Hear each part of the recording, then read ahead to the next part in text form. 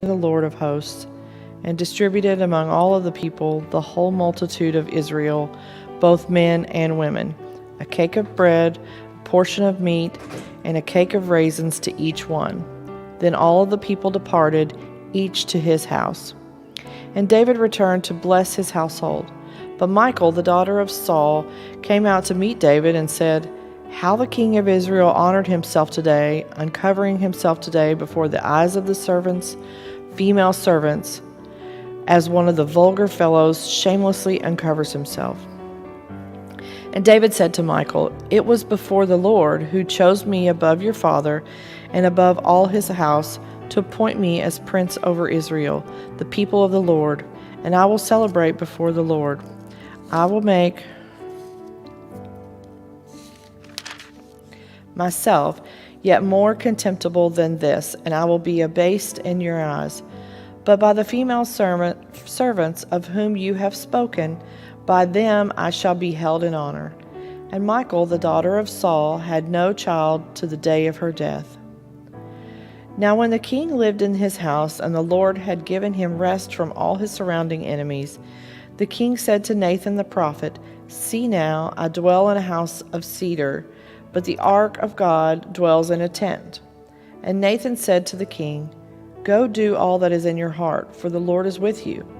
But that same night the word of the Lord came to Nathan, "Go and tell my servant David, thus says the Lord, would you build me a house to dwell in? I have not lived in a house since the day I brought up the people of Israel from Egypt to this day, but I have been moving about in a tent for my dwelling. In all places where I have moved with all of the people of Israel, did I speak a word with any of the judges of Israel, whom I commanded to shepherd my people Israel, saying, Why have you not built me a house of cedar? Now therefore, thus you shall say to my servant David, says the Lord of hosts, I took you from the pasture, from following the sheep, that you shall be prince over my people Israel. And I have been with you wherever you went, and have cut off all your enemies from before you. And I will make for you a great name, like the name of the great ones of the earth. And I will appoint a place for my people Israel, and will plant them, so that they may dwell in their own place and be disturbed no more. And violent men shall afflict them no more, as formerly from the time that I appointed judges over my people Israel. And I will give you rest from all your enemies. Moreover, the Lord declares to you that the Lord will make you a house. When your days are fulfilled and you lie down with your fathers, I will raise up your offspring after you, who shall come from your body, and I will establish his kingdom. He shall build a house for my name, and I will establish the throne of his kingdom forever. I will be to him a father, and he shall be to me a son. When he commits iniquity, I will discipline him with the rod of men, with the stripes of the sons of men. But my steadfast love will not depart from him, and as I took it from Saul, whom I put away from before you. And your house and your kingdom shall be made sure forever before me. Your throne shall be established forever. In accordance with all these words, and in accordance with all of this vision, Nathan spoke to David. Then King David went in and sat before the Lord and said, Who am I, O Lord God, and what is my house, that you have brought me thus far? And yet this was a small thing in your eyes, O Lord God. You have spoken also of your servant's house for a great while to come, and this is instruction for mankind, O Lord God. And what more can David say to you? For you know your servant, O Lord God. Because of your promise, and according to your own heart, you have brought about all of this greatness to make your servant know it. Therefore you are great, O Lord God, for there is none like you, and there is no God besides you, according to all that we have heard with our ears. And who is like your people Israel, the one nation on earth whom God went to redeem, to be his people, making himself a name, and doing for them great and awesome things by driving out before your people, whom you redeemed for yourself from Egypt, a nation and its gods. And you established for yourself your people Israel to be your people forever. And you, O Lord, became their God. And now, O Lord God, confirm forever the word that you have spoken concerning your servant and concerning his house. And do as you have spoken, and your name will be magnified forever, saying, The Lord of hosts is God over Israel, and the house of your servant David will be established before you. For you, O Lord of hosts, the God of Israel, have made his revelation to your servant, saying, I will build you a house. Therefore your servant has found courage to pray this prayer to you. And now, O Lord God, you are God, and your words are true, and you have promised this good thing to your servant. Now therefore may it please you to bless the house of your servant, so it may continue forever before you. For you, O Lord God, have spoken, and with your blessing shall the house of your servant be blessed forever. 2 Samuel chapter 8. After this, David defeated the Philistines and subdued them, and David took Metheg Ammah out of the hand of the Philistines. And he defeated Moab, and he measured them with a line, making them lie down on the ground. 2 lines he measured to be put to death, and 1 full line to be spared. And the Moabites became servants to David and brought tribute. David also defeated Hadabezer, the son of Rehob, king of Zobah, and he went to restore his power at the river Euphrates. And David took from him 1,700 horsemen and 20,000 foot soldiers. And David hamstrung all the chariot horses, but left enough for 100 chariots. And when the Syrians of Damascus came to help Hadadezer king of Zobah, David struck down the 22,000 men of the Syrians. Then David put garrisons in Aram of Damascus, and the Syrians became servants to David and brought tribute. And the Lord gave victory to David wherever he went. And David took the shields of gold that were carried by the servants of Hadadezer and brought them to Jerusalem. And from Betah and from Merothai, cities of Hadadezer, King David took very much bronze. When Toi, king of Hamath, heard that David had defeated the whole army of Hadadezer, Toi sent his son Joram to King David to ask about his health and to bless him, because he had fought against Hadadezer and defeated him, for Hadadezer had often been at war with Toi. And Joram brought with him articles of silver, of gold, and of bronze. These also King David dedicated to the Lord, together with the silver and gold that he dedicated from all the nations he subdued, from Edom, Moab, the Ammonites, the Philistines, Amalek, and from the spoil of Hadadezer, the son of Rehob, king of Zobah.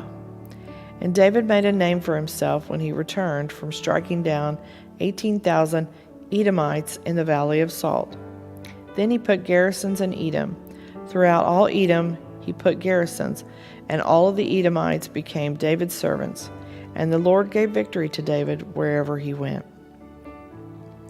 So David reigned over all Israel, and David administered justice and equity to all his people. Joab, the son of Zeruiah, was over the army, and Jehoshaphat, the son of Ahilud, was recorder, and Zadok, the son of Ahitub, and Ahimelech, the son of Abiathar, were priests, and Sarah was secretary, and Benaiah was the son of Jehoiada was over the Cherethites and the Pelethites, and David's sons were priests. 2 Samuel chapter 9. And David said, Is there still anyone left of the house of Saul, that I may show him kindness for Jonathan's sake? Now there was a servant of the house of Saul, whose name was Ziba, and they called him to David. And the king said to him, Are you Ziba? And he said, I am your servant. And the king said, Is there not still someone of the house of Saul, that I might show the kindness of God to him? Ziba said to the king, There is still a son of Jonathan. He is crippled in his feet. The king said to him, Where is he? And Ziba said to the king, He is in the house of Machir, the son of Ammiel, at Lodobar. Then King David sent and brought him from the house of Machir, the son of Ammiel, at Lodabar. And Mephibosheth, the son of Jonathan, son of Saul, came to David and fell on his face and paid homage. And David said, Mephibosheth. And he answered, Behold, I am your servant. And David said to him, Do not fear, for I will show you kindness for the sake of your father Jonathan, and I will restore to you all of the land of Saul your father, and you shall eat at my table always. And he paid homage and said, What is your servant, and what that you should show regard for a dead dog such as I? Then the king called Ziba, Saul's servant, and said to him, All that belonged to Saul and to all his house I have given to your master's grandson, and you and your sons and your servants shall till the land for him, and shall bring in the produce, that your master's grandson may have bread to eat. But Mephibosheth, your master's grandson, shall always eat at my table. Now Ziba had 15 sons and 20 servants. Then Ziba said to the king, According to all my lord, the king commands his servants, so will your servant do. So Mephibosheth ate at David's table like one of the king's sons. And Mephibosheth had a young son whose name was Micah, and all who lived in Ziba's house became Mephibosheth's servants. So Mephibosheth lived in Jerusalem, for he ate always at the king's table. Now he was lame in both his feet. 2 Samuel chapter 10. After this, the king of the Ammonites died, and Hanun his son reigned in his place. And David said, I will deal loyally with Hanun the son of Nahash, as his father dealt loyally with me. So David sent by his servants to console him concerning his father. And David's servants came into the land of the Ammonites. But the princes of the Ammonites said to Hanun their lord, Do you think because David has sent comforters to you that he is honoring your father? Has not David sent his servants to you to serve the city and to spy it out and to overthrow it? So Hanun took David's servants and shaved off half the beard of each and cut off their garments in the middle at the hips and sent them away. When it was told David, he sent to meet them, for the men were greatly ashamed. And the king said, Remain at Jericho until your beards have grown, and then return. When the Ammonites saw that they had become a stench to David, the Ammonites sent and hired the Syrians of Beth-rehob and the Syrians of Zobah, 20,000 foot soldiers, and the king of Maacah with 1,000 men, and the men of Tob, 12,000 men. And when David heard of it, he sent Joab and all the host of the mighty men. And the Ammonites came out and drew up in battle array at the entrance of the gate. And the Syrians of Zobah and of Rehob and the men of Tob and Maacah were by themselves in the open country. When Joab saw that the battle was set against him, both in front and in the rear, he chose some of the best men of Israel and arrayed them against the Syrians. The rest of his men he put in the charge of Abishai, his brother, and he arrayed them against the Ammonites. And he said, If the Syrians are too strong for me, then you shall help me. But if the Ammonites are too strong for you, then I will come and help you. Be of good courage, and let us be courageous for our people and for the cities of our God, and may the Lord do what seems good to him. So Joab and the people who were with him drew near to battle against the Syrians, and they fled before him. And when the Ammonites saw that the Syrians fled, they likewise fled before Abishai and entered the city. Then Joab returned from fighting against the Ammonites and came to Jerusalem. But when the Syrians saw that they had been defeated by Israel, they gathered themselves together. And Hadadezer sent and brought out the Syrians who were beyond the Euphrates. They came to Helam with Shobach, the commander of the army of Hadadezer, at their head. And when it was told David, he gathered all Israel together, crossed the Jordan, and came to Helam. The Syrians arrayed themselves against David and fought with him. And the Syrians fled before Israel, and David killed of the Syrians the men of 700 chariots and 40,000 horsemen, and wounded Shobach, the commander of their army, so that he died there. And when all the kings who were servants of Hadadezer saw that they had been defeated by Israel, they made peace with Israel and became subject to them.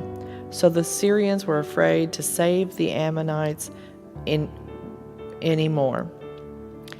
2 Samuel chapter 11.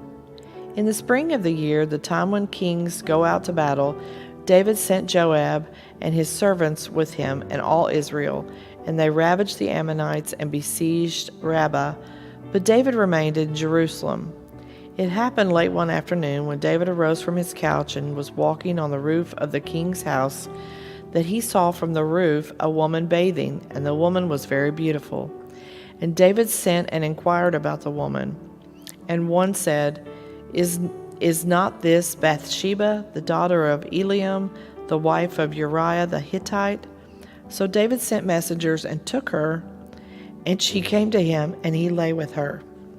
Now she had been purifying herself from her uncleanness.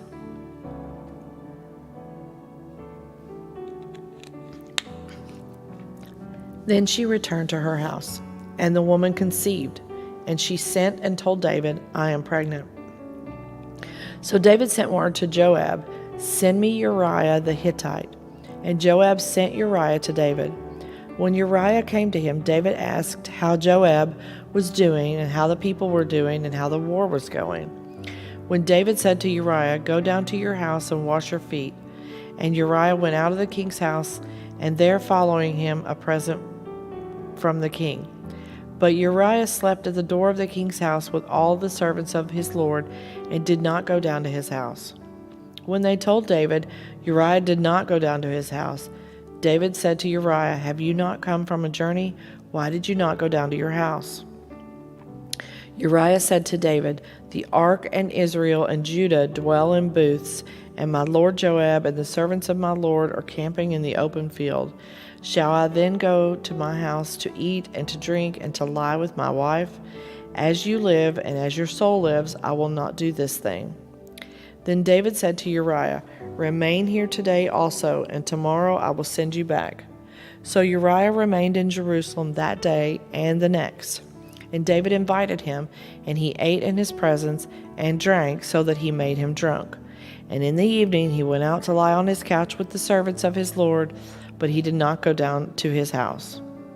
In the morning, David wrote a letter to Joab and sent it by the hand of Uriah. In the letter, he wrote, Set Uriah in the forefront of the hardest fighting, and then draw back from him, that he may be struck down and die. And as Joab was besieging the city, he assigned Uriah to the place where he knew there were valiant men. And the men of the city came out and fought with Joab, and some of the servants of David among the people fell. Uriah the Hittite also died. Then Joab sent and told David all the news about the fighting, and he instructed the messenger, When you have finished telling all the news about the fighting to the king, then if the king's anger rises, and if he says to you, Why did you go so near the city to fight? Did you not know that they would shoot from the wall? Who killed Abimelech, the son of Jerubasheth? Did not a woman cast an upper millstone on him from the wall, so that he died at Thebez? Why did you go so near the wall? Then you shall say, Your servant Uriah the Hittite is dead also. So the messenger went and came and told David all that Joab had sent him to tell. The messenger said to David, The men gained an advantage over us and came out against us in the field, but we drove them back to the entrance of the gate. Then the archers shot at your servants from the wall. Some of the king's servants are dead, and your servant Uriah the Hittite is dead also. David said to the messenger, Thus shall you say to Joab, Do not let this matter displease you, for the sword devours now one and now another. Strengthen your attack against the city and overthrow it, and encourage him. Then the wife of Uriah heard that Uriah, her husband, was dead. She lamented over her husband. And when the mourning was over, David sent and brought her to his house, and she became his wife and bore his son. But the thing that David had done displeased the Lord. 2 Samuel chapter 12. And the Lord sent Nathan to David. He came to him and said to him, There were two men in a certain city, the one rich and the other poor. The rich man had very many flocks and herds, but the poor man had nothing but one little ewe lamb which he had bought. And he brought it up, and it grew up with him and with his children. It used to eat of his morsel and drink from his cup and lie in his arms, and it was like a daughter to him. Now there came a traveler to the rich man, and he was unwilling to take one of his own flock or herd to prepare for the guest who had come to him, but he took the poor man's lamb and prepared it for the man who had come to him. Then David's anger was greatly kindled against the man, and he said to Nathan, As the Lord lives, the man who has done this deserves to die, and he shall restore the lamb fourfold, because he did this thing and because he had no pity. Nathan said to David, You are the man. Thus says the Lord, the God of Israel, I anointed you king over Israel, and I delivered you out of the hand of Saul, and I gave you your master's house and your master's wives into your arms, and gave you the house of Israel and of Judah. And if this were too little, I would add to you as much more. But have you despised the word of the Lord to do what is evil in his sight? You have struck down Uriah the Hittite with the sword, and have taken his wife to be your wife, and have killed him with the sword of the Ammonites. Now therefore the sword shall never depart from your house, because you have despised me, and have taken the wife of Uriah the Hittite to be your wife. Thus says the Lord, Behold, I will raise up evil against you out of your own house, and I will take your wives before your eyes and give them to your neighbor, and he shall lie with your wives in the sight of this sun. For you did it secretly, but I will do this thing before all Israel and before the sun.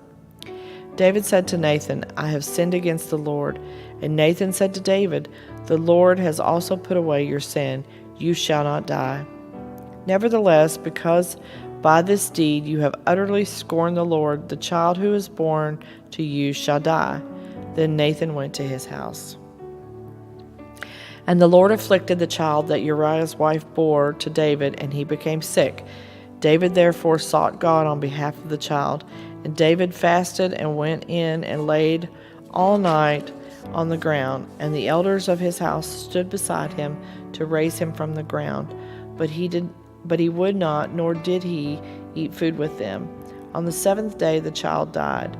And the servants of David were afraid to tell him that the child was dead, for they said, Behold, while the child was yet alive, we spoke to him, and he did not listen to us.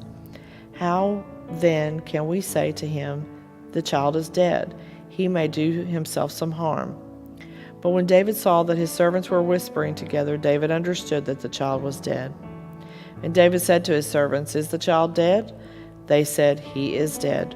Then David arose from the earth and washed and anointed himself and changed his clothes. And he went into the house of the Lord and worshipped. He then went to his own house. And when he asked, they set food before him, and he ate. Then his servants said to him, What is this thing that you have done? You fasted and wept for the child while he was alive, but when the child died, you arose and ate food? He said, While the child was still alive, I fasted and wept, for I said, Who knows whether the Lord will be gracious to me, that the child may live? But now he's dead, why should I fast? Can I bring him back again? I shall go to him, but he will not return to me. Then David comforted his wife Bathsheba, and went into her, and lay with her, and she bore a son, and he called him Solomon. And the Lord loved him, and sent a message by Nathan the prophet. So he called his name Jedidiah, because of the Lord. Now Joab fought against Rabbah of the Ammonites, and took the royal city. And Joab sent messengers to David, and said, I have fought against Rabbah. Moreover, I have taken the city of waters. Now Now then gather the rest of the people together and encamp against the city and take it, lest I take the city and it be called by my name." So David gathered all the people together and went to Rabbah and fought against it and took it. And he took the crown of their king from his head. The weight of it was a talent of gold, and in it was a precious stone, and it was placed on David's head. And he brought out the spoil of the city, a very great amount. And he brought out the people who were in it, and set them to labor with saws and iron picks and iron axes, and made them toil at the brick kilns. And thus he did all the cities of the Ammonites. Then David and all the people returned to Jerusalem. Now Absalom, David's son, had a beautiful sister whose name was Tamar. And after a time, Amnon, David's son, loved her. And Amnon was so tormented that he made himself ill because of his sister Tamar, for she was a virgin, and it seemed impossible to Amnon to do anything to her. But Amnon had a friend whose name was Jonadab, the son of Shemaiah, David's brother. And Jonadab was a very crafty man. And he said to him, "O son of the king, why are you so haggard morning after morning? Will you not tell me?" Amnon said to him, "I love Tamar, my brother Absalom's sister." Jonadab said to him, "Lie down on your bed and pretend to be ill. And when your father comes to see me, say to him, 'Let my sister Tamar come, give me bread to eat, and prepare the food in my sight, that I may see it and eat it from her hand.'" So Amnon lay down and pretended to be ill. And when the king came to see him, Amnon said to the king, "Please let my sister Tamar come and make a couple of cakes in my sight, that I might eat from her hand." Then David sent home to Tamar, saying, "Go to your brother Amnon's house and prepare food for him." So Tamar went to her brother Amnon's house where he was lying, and she took dough and kneaded it and made cakes in his sight and baked the cakes. And she took the pan and emptied it out before him, but he refused to eat. And Amnon said, "Send out everyone from me." So everyone went out from him. Then Amnon said to Tamar, "Bring the food into the chamber, that I may eat from your hand." And Tamar took the cakes she had made and brought them into the chamber to Amnon, her brother. But when she brought them near him to eat, he took hold of her and said to him, "Come lie with me, my sister." She answered him, "No, my brother, do not violate me, for such a thing is not done in Israel. Do not do this outrageous thing. As for me, where could I carry my shame? And as for you, you would be as one of the outrageous fools in Israel. Now therefore, please speak to the king, for he will not withhold me from you." But he would not listen to her, and being stronger than she, he violated her and lay with her. Then Amnon hated her with very great hatred, so that the hatred with which he hated her was greater than the love with which he had loved her. And Amnon said to her, "Get up, go." But she said to him, "No, my brother, for this wrong in sending me away is greater than the other that you did to me." But he would not listen to her. He called the young man who served him and said, "Put this woman out of my presence and bolt the door after her." Now she was wearing a long robe with sleeves, for thus were the virgin daughters of the king dressed. So his servant put her out, bolted the door after her. And Tamar put ashes on her head and tore the long robe that she wore. And she laid her hand on her head and went away, crying aloud as she went. And her brother Absalom said to her, "Has Amnon your brother been with you? Now hold your peace, my sister. He is your brother. Do not take this to heart." So Tamar lived, a desolate woman, in her brother Absalom's house. When King David heard of all of these things, he was very angry. But Absalom spoke to Amnon neither good nor bad, for Absalom hated Amnon because he had violated his sister Tamar. After 2 full years, Absalom had sheep shears sheep shearers at Baal-hazor, which is near Ephraim, and Absalom invited all the king's sons. And Absalom came to the king and said, Behold, your servant has sheep shearers. Please let the king and his servants go with your servant. But the king said to Absalom, No, my son, let us not all go, lest we be burdensome to you. He pressed him, but he would not go, but gave him his blessing. Then Absalom said, If not, please let my brother Amnon go with us. And the king said to him, Why should he go with you? But Absalom pressed him until he let Amnon and all the king's sons go with him. Then Absalom commanded his servants, Mark when Amnon's heart is merry with wine, and when I say to you, Strike Amnon, then kill him. Do not fear, have I not commanded you? Be courageous and be valiant. So the servants of Absalom did to Amnon as Absalom had commanded. And then the king's sons arose, and each mounted his mule and fled.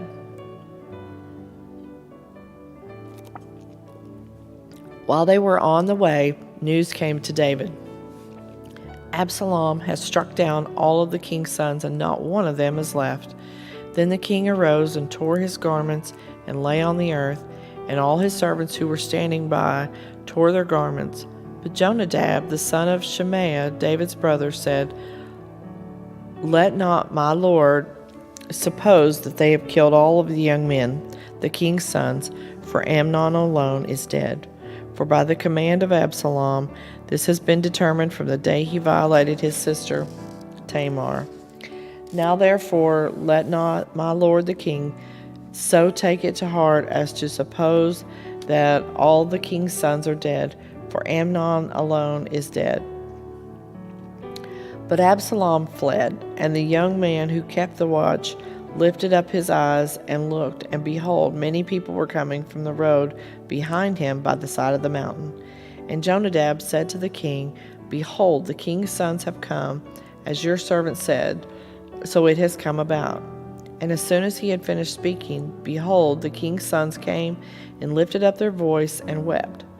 And the king also and all of his servants wept very bitterly. But Absalom fled and went to Talmai, the son of Ammihud, king of Geshur. And David mourned for his son day after day. So Absalom fled and went to Geshur and was there 3 years. And the spirit of the king longed to go out to Absalom, because he was comforted about Amnon since he was dead. Now Joab, the son of Zeruiah, knew that the king's heart went out to Absalom. And Joab sent to Tekoa and brought from there a wise woman and said to her, Pretend to be a mourner and put on mourning garments. Do not anoint yourself with oil, but behave like a woman who has been mourning many days for the dead. Go to the king and speak thus to him. So Joab put the words in her mouth. When the woman of Tekoa came to the king, she fell on her face to the ground and paid homage and said, Save me, O king. And the king said to her, What is your trouble? Alas, I am a widow, my husband is dead. And your servant had 2 sons, and they quarreled with one another in the field. There was no one to separate them, and one struck the other and killed him. And now the whole clan has risen against your servant, and they say, Give up the man who struck his brother, that we may put him to death for the life of his brother whom he killed. And so they would destroy the heir also. Thus they would quench my coal that is left, and leave to my husband neither name nor remnant of the face of the earth. Then the king said to the woman, Go to your house, and I will give orders concerning you. And the woman of Tekoa said to the king, On me be the guilt, my lord the king, and on my father's house. Let the king and his throne be guiltless. The king said, If anyone says anything to you, bring him to me, and he shall never touch you again.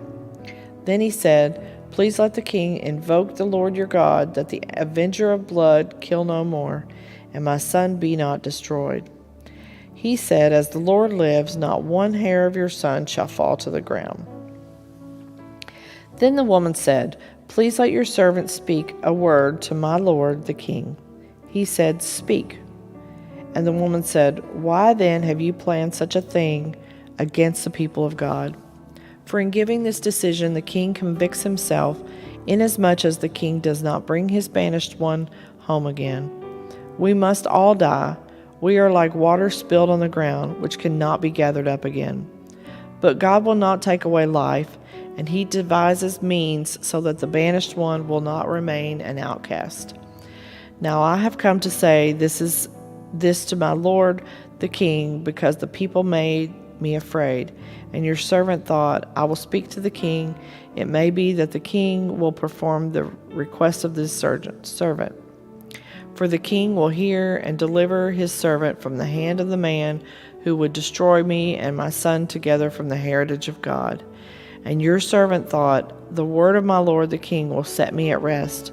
For my lord the king is like the angel of God to discern good and evil. The Lord your God be with you. Then the king answered the woman, Do not hide from me anything I ask of you. And the woman said, Let the Lord the king speak. The king said, Is this the hand of Joab with you in all of this? The woman answered and said, As surely as you live, my lord the king, one cannot turn to the right hand or to the left from anything that my lord the king has said. It was your servant Joab who commanded me. It was he who put all these words in the mouth of your servant. In order to change the course of things, your servant Joab did this. But my Lord has wisdom like the wisdom of the angel of God to know all things that are on the earth. Then the king said to Joab, Behold now, I grant this. Go bring back the young woman Absalom. And Joab fell on his face to the ground and paid homage and blessed the king. And Joab said, Today your servant knows that I have found favor in your sight, my lord the king, in that the king has granted the request of his servant. So Joab arose and went to Geshur and brought Absalom to Jerusalem. And the king said, Let him dwell apart in his own house. He is not to come into my presence. So Absalom lived apart in his own house and did not come into the king's presence. Now in all Israel there was no one so much to be praised for his handsome appearance as Absalom. From the sole of his foot to the crown of his head there was no blemish in him. And when he cut the hair of his head, for at the end of every year he used to cut it, which when it was heavy on him he cut it. He weighed the hair of his head 200 shekels by the king's weight. There were born to Absalom 3 sons and 1 daughter, whose name was Tamar. She was a beautiful woman. So Absalom lived 2 full years in Jerusalem without coming into the king's presence. Then Absalom sent for Joab to send him to the king, but Joab would not come to him. And he sent a second time, but Joab would not come. Then he said to his servants, See, Joab's field is next to mine, and he has barley there. Go and set it on fire. So Absalom's servants set the field on fire. Then Joab arose and went to Absalom at his house and said to him, Why have your servants set my fields on fire? Absalom answered Joab, Behold, I sent word to you, Come here that I may send you to the king to ask, Why have I come from Geshur? It would be better for me to be there still. Now therefore let me go into the presence of the king, and if there is guilt in me, let him put me to death. Then Joab went to the king and told him, and he summoned Absalom. So he came to the king and bowed himself on his face to the ground before the king, and the king kissed Absalom. After this, Absalom got himself a chariot and horses and 50 men to run before him. And Absalom used to rise early and stand beside the way of the gate. And when any man had a dispute to come before the king for judgment, Absalom would call him and say, From what city are you? And when he said, Your servant is of such and such a tribe in Israel, Absalom would say to him, See, your claims are good and right, but there is no man designated by the king to hear you. Then Absalom would say, Oh, that I were judge in the land. Then every man with a dispute or cause might come to me, and I would give him justice. And whenever a man came near to pay homage to him, he would put out his hand and take hold of him and kiss him. Thus Absalom did to all of Israel who came to the king for judgment. So Absalom stole the hearts of the men of Israel.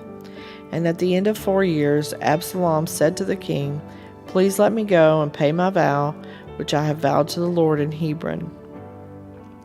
For your servant vowed a vow which I live at Geshur in Aram, saying, If the Lord will indeed bring me back to Jerusalem, then I will offer worship to the Lord." The king said to him, "Go in peace." So he arose and went to Hebron. But Absalom sent secret messengers throughout all the tribes of Israel, saying, "As soon as you hear the sound of the trumpet, then say, Absalom is king at Hebron." With Absalom went 200 men from Jerusalem who were invited guests, and they went in their innocence and knew nothing. And while Absalom was offering the sacrifices, he sent for Ahithophel, and the Gilonite, David's counselor from his city Gilo. And the conspiracy grew strong, and the people with Absalom kept increasing. And the messenger came to David, saying, "The hearts of the men of Israel have gone after Absalom." Then David said to all his servants who were with him at Jerusalem, "Arise and let us flee, or else there will be no escape for us from Absalom. Go quickly, lest he overtake us quickly and bring down ruin on us and strike the city with the edge of the sword." And the king's servants said to the king, "Behold, your servants are ready to do whatever my lord the king decides." So the king went out, and all of his household after him. And the king left 10 concubines to keep the house. And the king went out, and all the people after him, and they halted at the last house.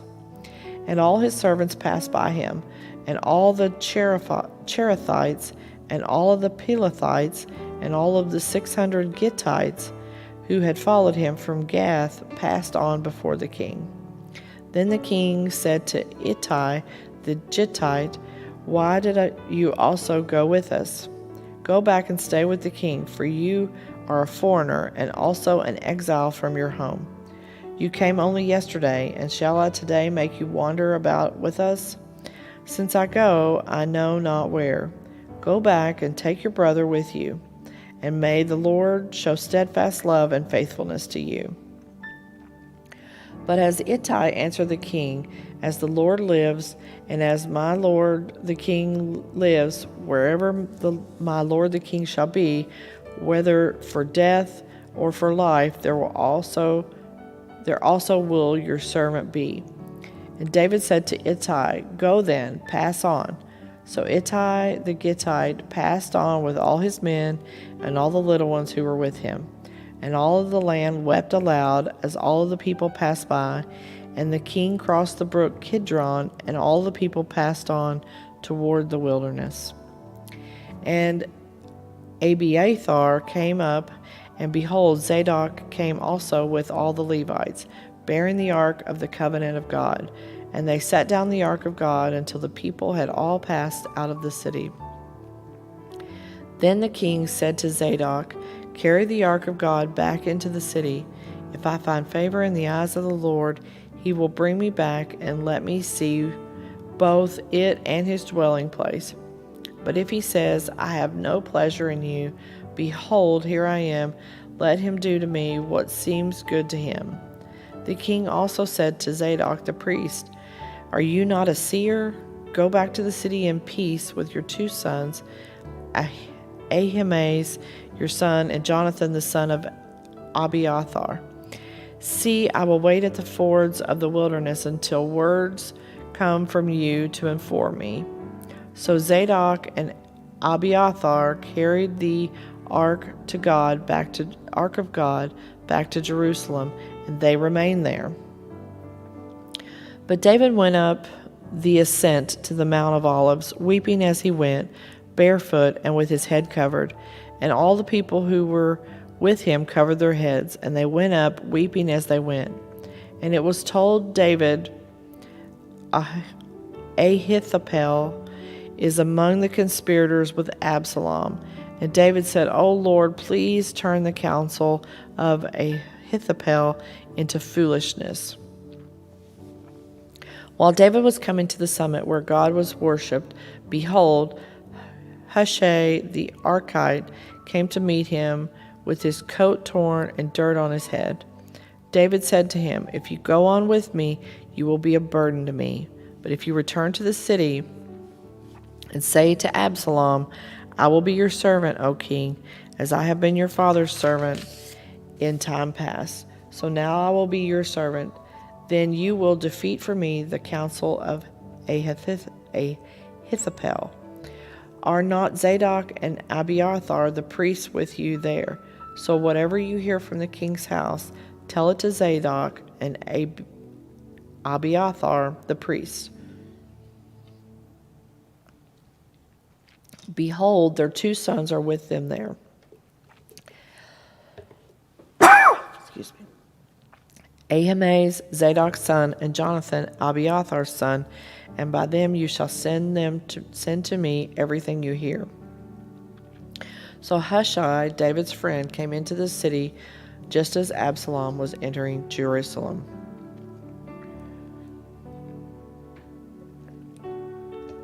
When David had passed a little beyond the summit, Ziba, the servant of Mephibosheth, met him with a couple of donkeys saddled, bearing 200 loaves of bread, 100 bunches of raisins, 100 of summer fruits, and a skin of wine.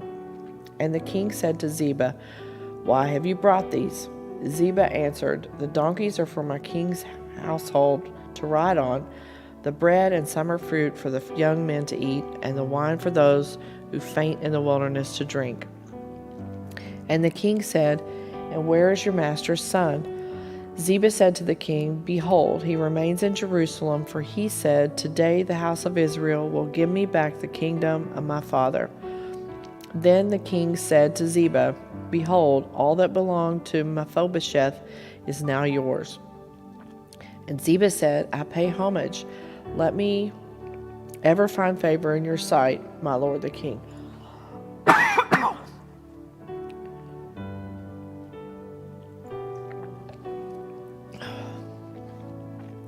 When King David came to Bahurim, there came out a man of the family of the house of Saul, whose name was Shimei, the son of Gera, and as he came, he cursed continually. And he threw stones at David and all the servants of King David and all the people, and all the mighty men were on his right hand and on his left. And Shimei said as he cursed, get out, you man of blood, you worthless man. The Lord has avenged on you all the blood of the house of Saul, in whose place you have reigned, and the Lord has given the kingdom into the hand of your son Absalom.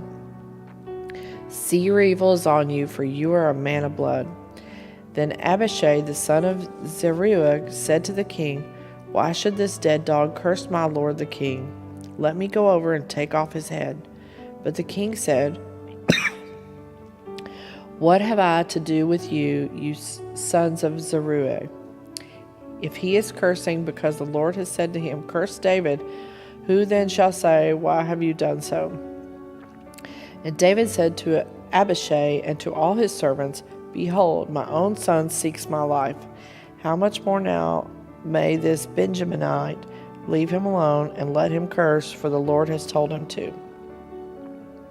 It may be that the Lord will look on the wrong done to me, and that the Lord will repay me with good for his cursing today. So David and his men went on the road, while Shimei went along the hillside opposite him and cursed as he went, and threw stones at him and flung dust. And the king and all the people who were with him arrived weary at the Jordan, and there he refreshed himself. Now Absalom and all the people, the men of Israel, came to Jerusalem, and Ahithophel with him. And when Hushai the Archite, David's friend, came to Absalom, Hushai said to Absalom, Long live the king, long live the king. And Absalom said to Hushai, Is this your loyalty to your friend? Why did you not go with your friend?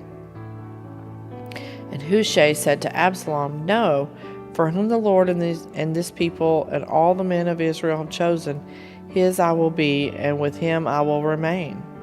And again, whom shall I serve? Should it not be his son? As I have served your father, so I will serve you. Then Absalom said to Ahithophel, Give your counsel. What shall we do? Ahithophel said to Absalom, Go into your father's concubines, whom he has left to keep the house. And all Israel will hear that you have made yourself a stench to your father, and the hands of all who are with you will be strengthened. So they pitched a tent for Absalom on the roof, and Absalom went in to his father's concubines in the sight of all Israel. Now in those days the counsel that Ahithophel gave was as if one consulted the word of God. So was all the counsel of Ahithophel esteemed, both by David and by Absalom. Moreover, Ahithophel said to Absalom, Let me choose 12,000 men, and I will arise and pursue David tonight. I will come upon him while he is weary and discouraged, and throw him into a panic, and all the people who are with him will flee. I will strike down only the king, and I will bring all the people back to you as a bride comes home to her husband. You seek the life of only one man, and all of the people will be at peace. And the advice seemed right in the eyes of Absalom and all the elders of Israel. Then Absalom said, Come Hushai the Archite also, and let us hear what he has to say. And when Hushai came to Absalom, Absalom said to him, Thus has Ahithophel spoken. Shall we do as he says? If not, you speak. Then Hushai said to Absalom, This time the counsel that Ahithophel has given is not good. Hushai said, You know that your father and his men are mighty men, and that they are enraged like a bear robbed of her cubs in the field. Besides, your father is expert in war. He will not spend the night with his people. Behold, even now he has hidden himself in one of the pits or in some other place. And as soon as some of the people fall at the first attack, whoever hears it will say, There has been a slaughter among the people who follow Absalom. Then even the valiant man, whose heart is like the heart of a lion, will utterly melt with fear. For all Israel knows that your father is a mighty man, and that those who are with him are valiant men. But my counsel is that all Israel be gathered to you, from Dan to Beersheba, as the sand by the sea for multitude, and that you go to battle in person. So we shall come upon him in some place where he is to be found, and we shall light upon him as the dew falls on the ground, and of him and all the men with him not one will be left. If he withdraws into a city, then all Israel will bring ropes to that city, and we shall drag it into the valley until not even a pebble is to be found there. And Absalom and all the men of Israel said, The counsel of Hushai the Archite is better than the counsel of Ahithophel, for the Lord has ordained to defeat the good counsel of Ahithophel, so that the Lord might bring harm upon Absalom.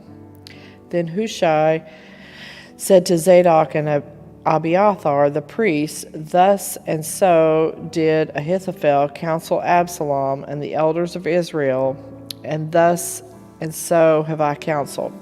Now therefore send quickly and tell David, Do not stay tonight at the fords of the wilderness, but by all means pass over, lest the king and all the people who are with him be swallowed up. Now Jonathan and Ahimaaz were waiting at On-Rogel. A female servant was to go and tell them, and they were to go and tell King David, for they were not to be seen entering the city. But a young man saw them and told Absalom.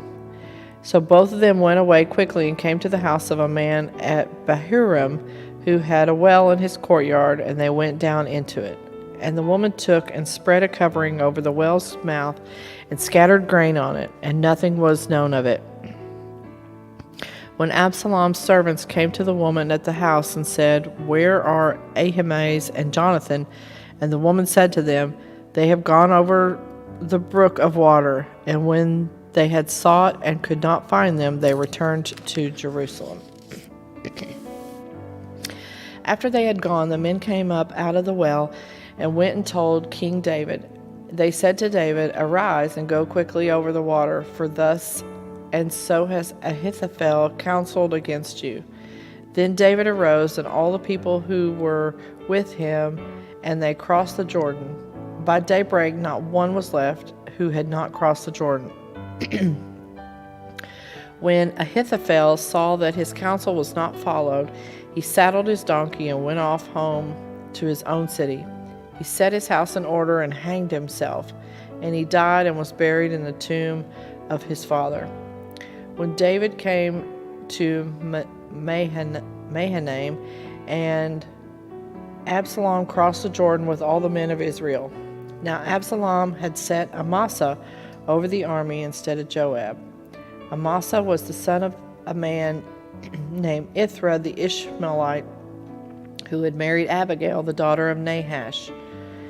When David came to Mahanaim, Shobai the son of Nahash from Rabbah of the Ammonites, and Machir the son of Amiel from Lodabar, and Barzillai the Gileadite from Rogelim, brought beds, basin, and earthen vessels, wheat, barley, flour, parched grains, beans and lentil, honey and curds, and sheep and cheese from the herd, for David and the people with him to eat. For they said, "The people are hungry and weary and thirsty in the wilderness."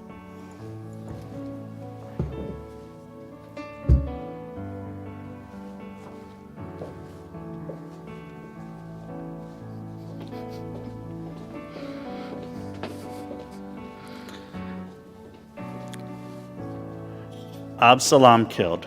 Chapter 18. Then David mustered the men who were with him, and set over them commanders of thousands and commanders of hundreds. And David sent out the army, 1/3 under the command of Joab, 1/3 under the command of Abishai, the son of Zeruiah, Joab's brother, and 1/3 under the command of Attai the Gittite. And the king said to the men, "I myself will also go out with you." But the men said, "You shall not go out. For if we flee, they will not care about us. If half of us die, they will not care about us. But you are worth 10,000 of us. Therefore it is better that you send us help from the city." The king said to them, "Whatever seems best to you, I will do." So the king stood at the side of the gate, while all the army marched out by hundreds and by thousands. And the king ordered Joab and Abishai and Attai, "Deal gently for my sake with the young man Absalom." And all the people heard when the king gave orders to all the commanders about Absalom. So the army went out into the field against Israel, and the battle was fought in the forest of Ephraim. And the men of Israel were defeated there by the servants of David. And the loss there was great on that day, 20,000 men. The battle spread over the face of all the country, and the forest devoured more people that day than the sword. And Absalom happened to meet the servants of David. Absalom was riding on his mule, and the mule went under the thick branches of a great oak, and his head caught fast in the oak, and he was suspended between heaven and earth, while the mule that was under him went on. And a certain man saw it and told Joab, "Behold, I saw Absalom hanging in an oak." Joab said to the man who told him, "What, you saw him? Why then did you not strike him there to the ground? I would have been glad to give you 10 pieces of silver and a belt." But the man said to Joab, "Even if I felt in my hand the weight of 1,000 pieces of silver, I would not reach out my hand against the king's son. For in our hearing the king commanded you and Abishai and Attai, for my sake protect the man Absalom. On the other hand, If I had dealt treacherously against his life, and there is nothing hidden from the king, then you yourself would have stood aloof." Joab said, "I will not waste time like this with you." And he took 3 javelins in his hand and thrust them into the heart of Absalom, while he was still alive in the oak. And 10 young men, Joab's armor-bearers, surrounded Absalom and struck him and killed him.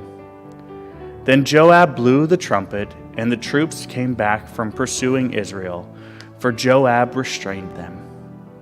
And they took Absalom and threw him into a great pit in the forest, and raised over him a very great heap of stones.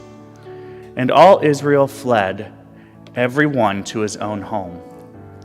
Now Absalom, in his lifetime, had taken and set up for himself the pillar that is in the king's valley.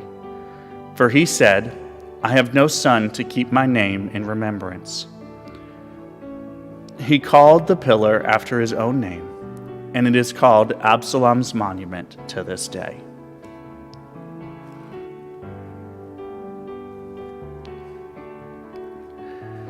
David hears of Absalom's death. Then Amasa, the son of Zadok, said, "Let me run and carry news to the king that the Lord has delivered him from the hand of his enemies."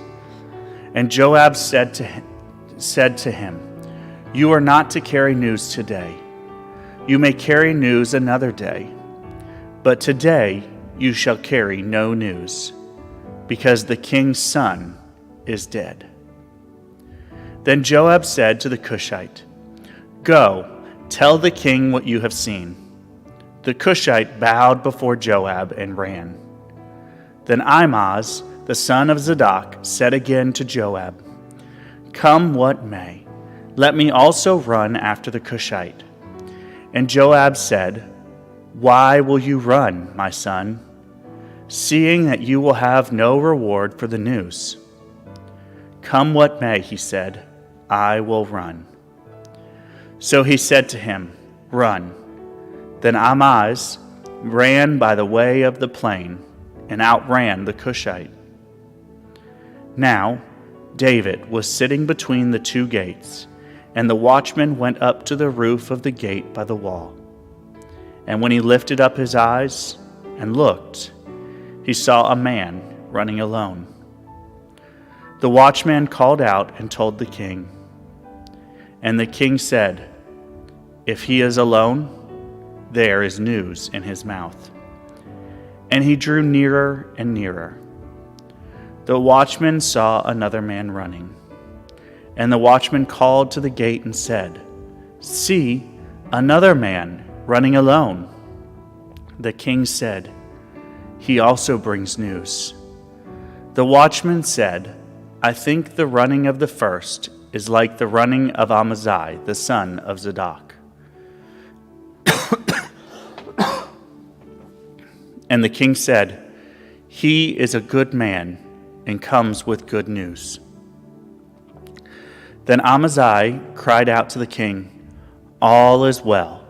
And he bowed before the king with his face to the earth and said, "Blessed be the Lord your God, who has delivered up the men who raised their hand against my lord the king." And the king said, "Is it well with the young man Absalom?" Amaziah answered, "When Joab sent the king's servant, your servant, I saw a great commotion, but I do not know what it was." And the king said, "Turn aside and stand here." So he turned aside and stood still.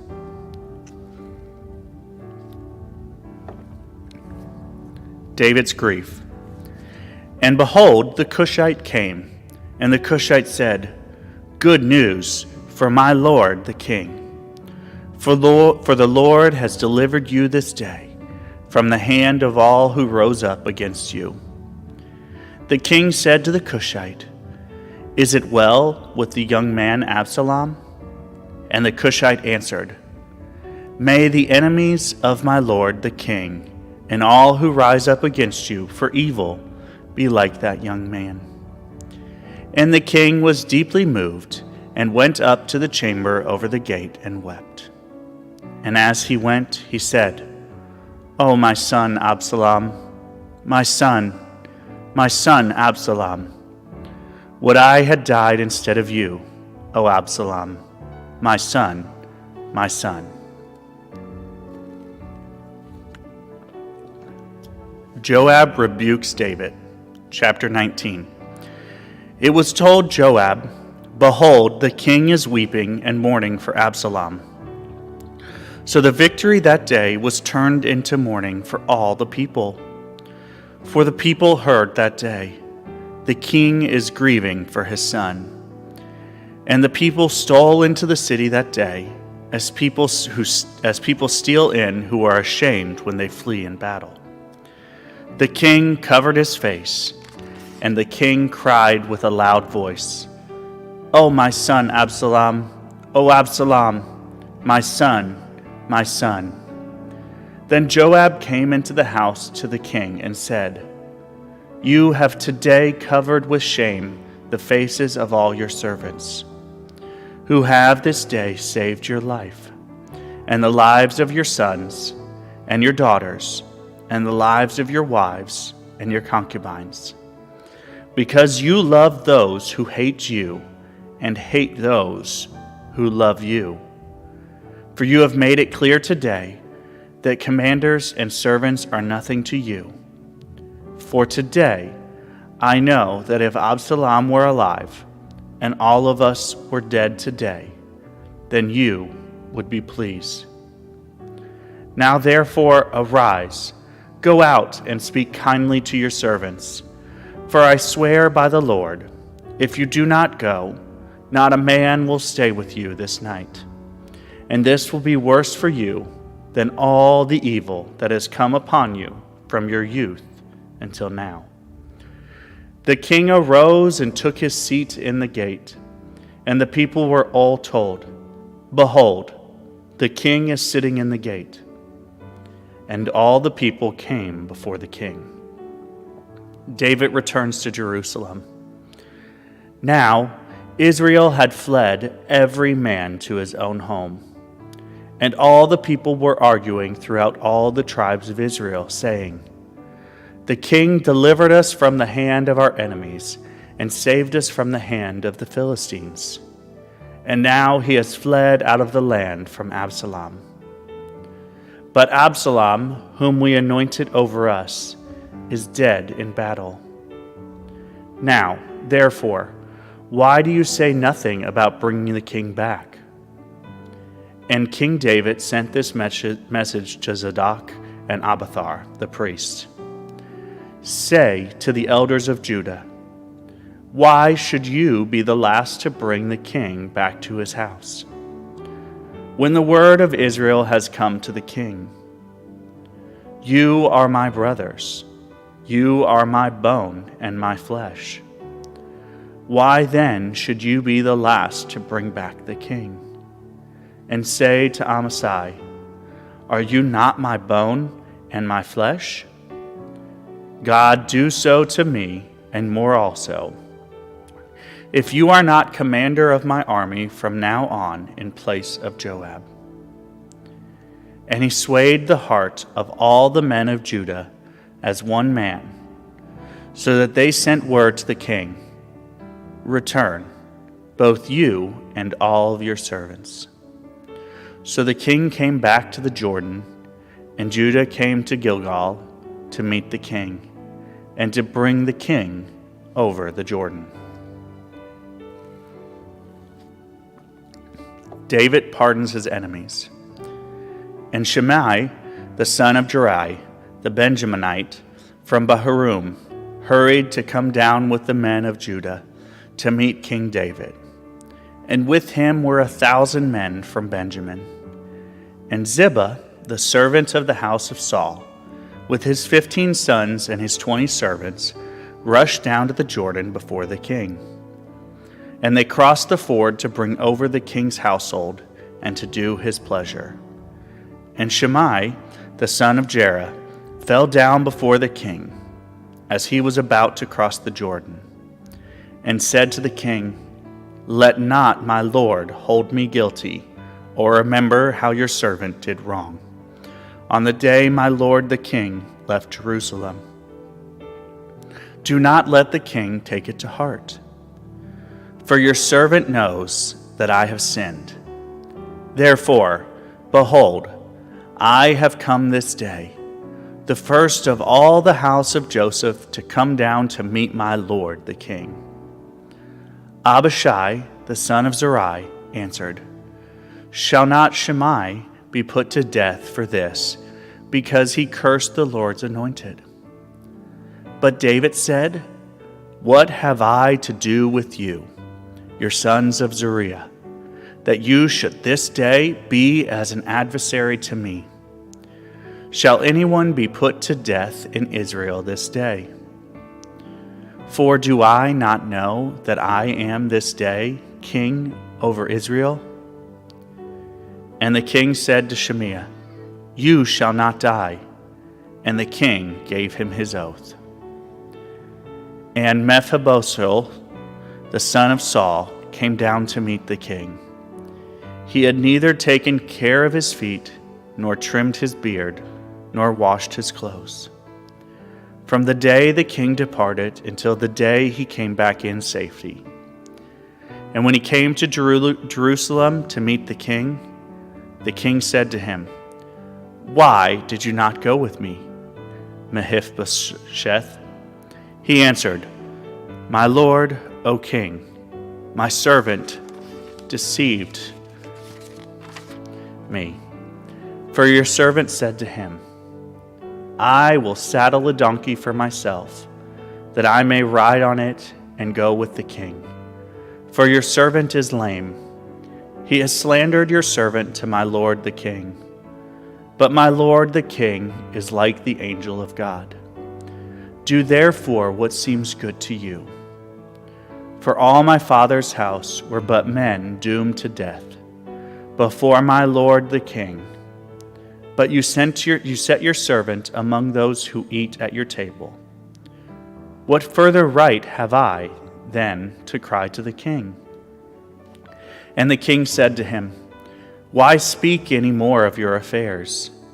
I have decided. You and Ziba shall divide the land.' And Mephibosheth said to the king, 'Oh, let him take it all, since my lord the king has come home safely.' Now Barzillai the Gileadite had come down from Rogelim, and he went on with the king to the Jordan to escort him over the Jordan. Barzillai was a very aged man, 80 years old. He had provided the king with food while he had stayed at Mahanaim, for he was a very wealthy man. And the king said to Barzillai, 'Come over with me, and I will provide for you with me in Jerusalem.' But Barzillai said to the king, 'How many years have I still to live, that I should go up with the king to Jerusalem? I am this day 80 years old. Can I discern what is pleasant and what is not? Can your servant taste what he eats or what he drinks? Can I still listen to the voice of singing men and singing women? Why then should your servant be an added burden to my lord? Your servant will go a little way over the Jordan with the king. Why should the king repay me with such a reward? Please let your servant return, that I may die in my own city, near the grave of my father and my mother. But here is your servant Shimham. Let him go over with my lord the king, and do for him whatever seems good to you.' And the king answered, 'Shimham shall go over with me, and I will do for him whatever seems good to you. And all that you desire of me, I will do for you.' Then all the people went over the Jordan, and the king went over. And the king kissed Barzillai and blessed him, and he returned to his own home. The king went on to Gilgal, and Shimham went on with him. All the people of Judah, and also half the people of Israel, brought the king on his way.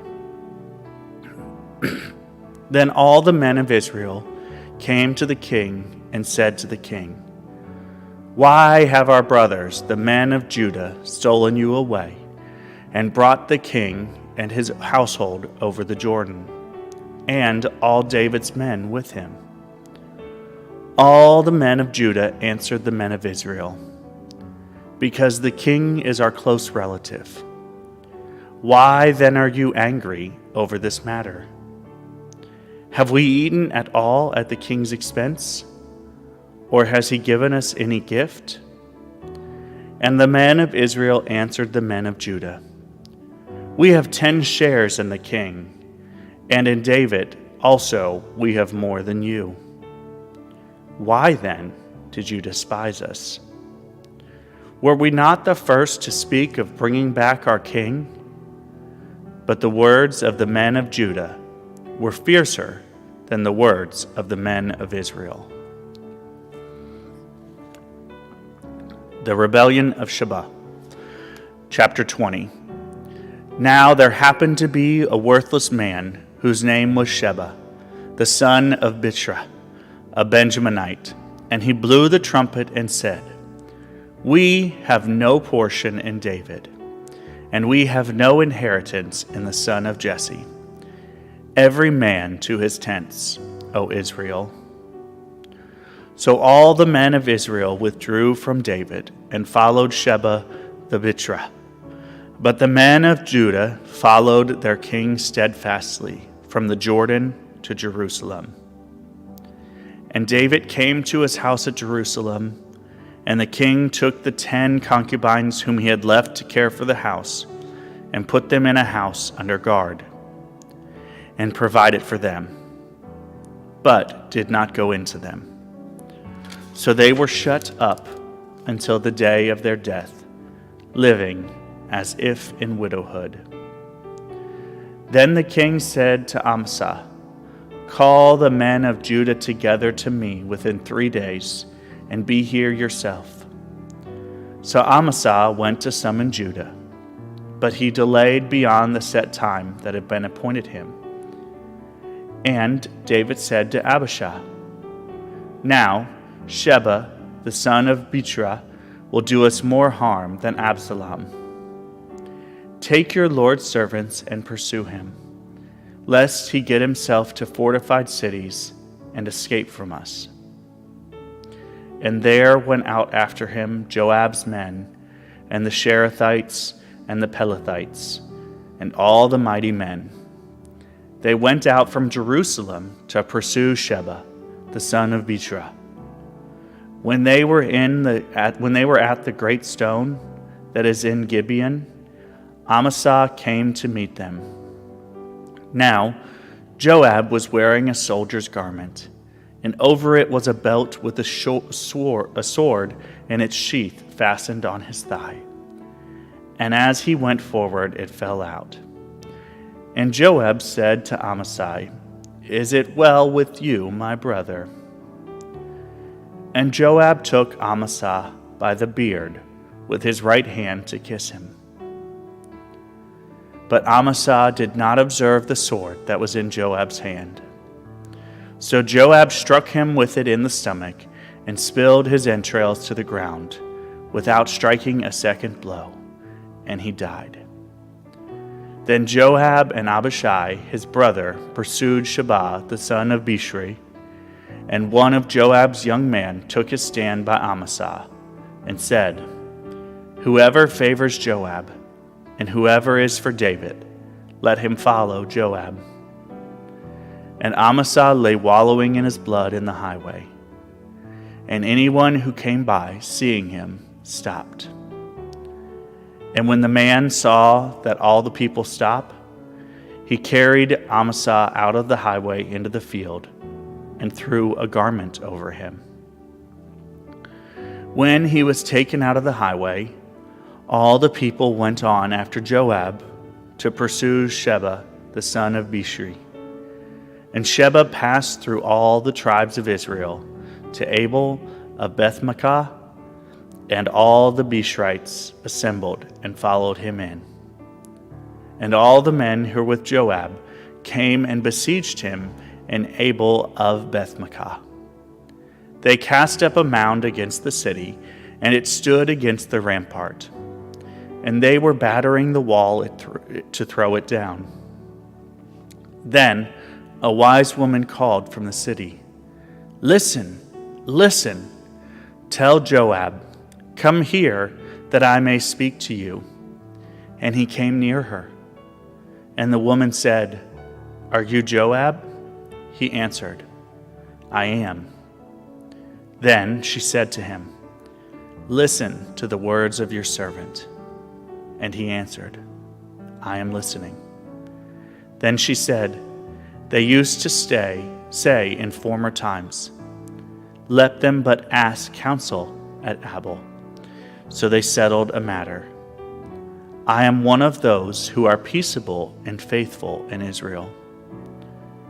You seek to destroy a city that is a mother in Israel. Why will you swallow up the heritage of the Lord?" Joab answered, "Far be it from me, far be it, that I should swallow up or destroy. That is not true. But a man of the hill country of Ephraim, called Sheba, the son of Bichri, has lifted up his hand against King David. Give him up alone, and I will withdraw from the city." And the woman said to Joab, "Behold, his head shall be thrown to you over the wall." Then the woman went to all the people in her wisdom, and they cut off the head of Sheba, the son of Bichri, and threw it out to Joab. So he blew the trumpet, and they dispersed from the city, every man to his home, and Joab returned to Jerusalem to the king.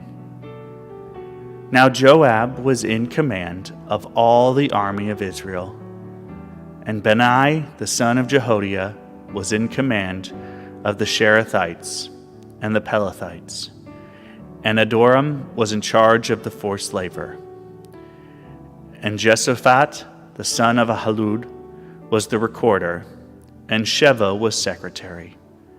And Zadok and Abiathar were priests, and Ira the Jairite was also David's priest.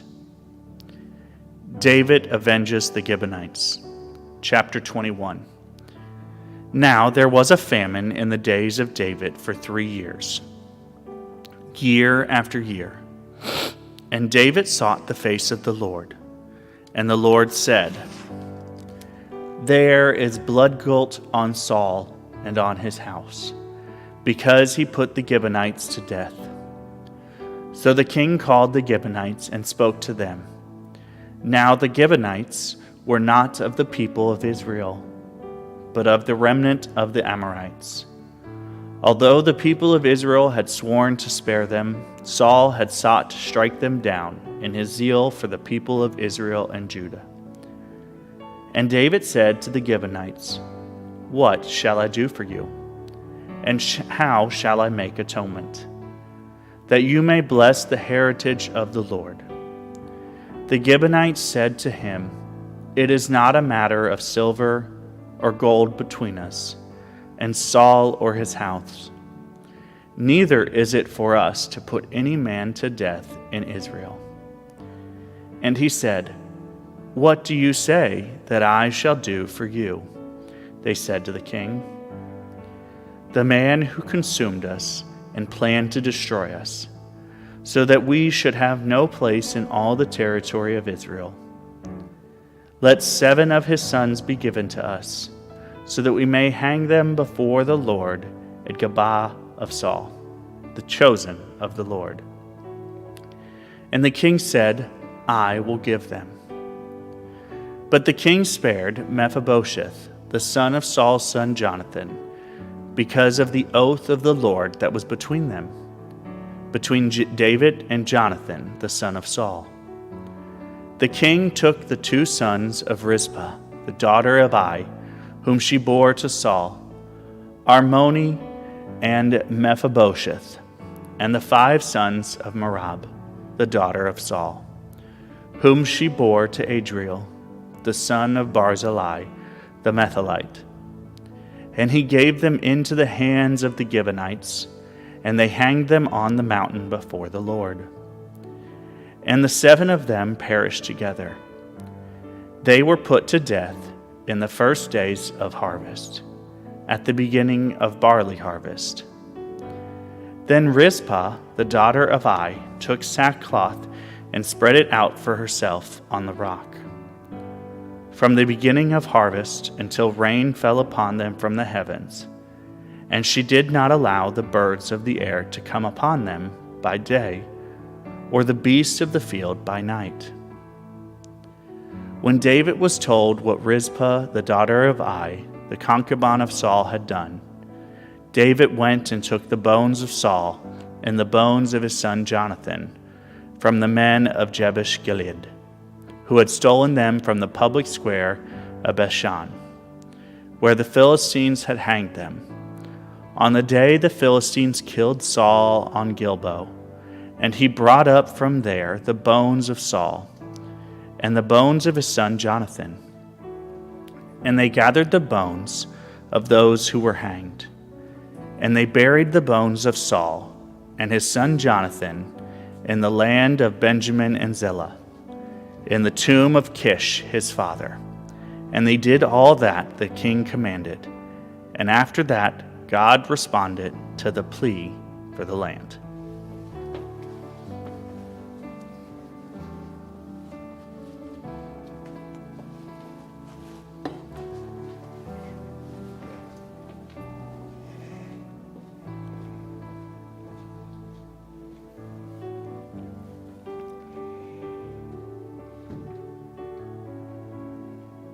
War with the Philistines. There was a war again between the Philistines and Israel, and David went down together with his servants, and they fought against the Philistines, and David grew weary. And Ishbenob, one of the descendants of the giants, whose spear weighed 300 shekels of bronze, and who was armed with a new sword, thought to kill David. But Abishai, the son of Zeruiah, came to his aid and attacked the Philistine and killed him. Then David's men swore to him, "You shall no longer go out with us to battle, lest you quench the lamp of Israel." After this, there was again war with the Philistines at Gob. Then Sibekah, the Hushathite, struck down Saph, who was one of the descendants of the giants. And there was again war with the Philistines at Gob. And Ethlehem, the son of Jai, the Bethlehemite, struck down Goliath, the shaft of whose spear was like a weaver's beam. And there was again war at Gath. There was a man of great stature who had 6 fingers on each hand and 6 toes on each foot, 24 in number. And he also was descended from the giants. And when he taunted Israel, Jonathan, the son of David's brother, struck him down. These 4 were descended from the giants in Gath, and they fell by the hand of David and by the hand of his servants. David's song of deliverance. And David spoke to the Lord the words of this song on the day when the Lord delivered him from the hand of all his enemies and from the hand of Saul. He said, "The Lord is my rock and my fortress and my deliverer, my God, my rock, in whom I take refuge, my shield and the horn of my salvation, my stronghold and my refuge, my Savior. You save me from violence. I call upon the Lord, who is worthy to be praised, and I am saved from my enemies. For the waves of death encompassed me, the torrents of destruction assailed me, the cords of S entangled me, the snares of death confronted me. In my distress I called upon the Lord, to my God I called. From his temple he heard my voice, and my cry came to his ears. Then the earth reeled and rocked. The foundations of the heavens trembled and quaked, because he was angry. Smoke went up from his nostrils, and devouring fire from his mouth. Glowing coals flamed forth from him. He bowed the heavens and came down. Thick darkness was under his feet. He rode on a cherub and flew. He was seen on the wings of the wind. He made darkness around him his canopy, thick clouds a gathering of water. Out of the brightness before him coals of fire flamed forth. The Lord thundered from heaven, and the Most High uttered his voice. And he sent out arrows and scattered them, lightning and rooted them. Then the channels of the sea were seen, the foundations of the world were laid bare. At the rebuke of the Lord, at the blast of the breath of his nostrils, he sent from on high, he took me. He drew me out of many waters. He rescued me from my strong enemy, from those who hated me, for they were too mighty for me. They confronted me in the day of my calamity, but the Lord was my support. He brought me out into a broad place. He rescued me, because he delighted in me. The Lord dealt with me according to my righteousness. According to the cleanness of my hands, he rewarded me.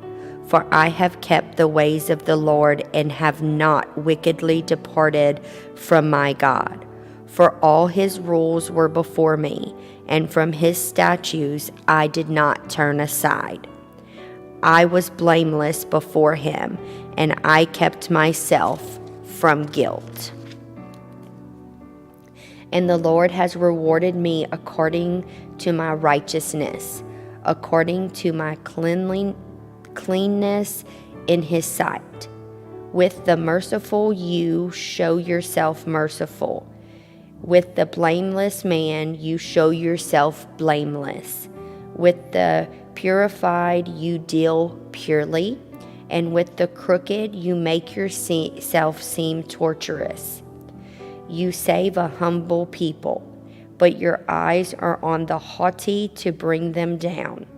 For you are my lamp, O Lord, and my God lightens my darkness.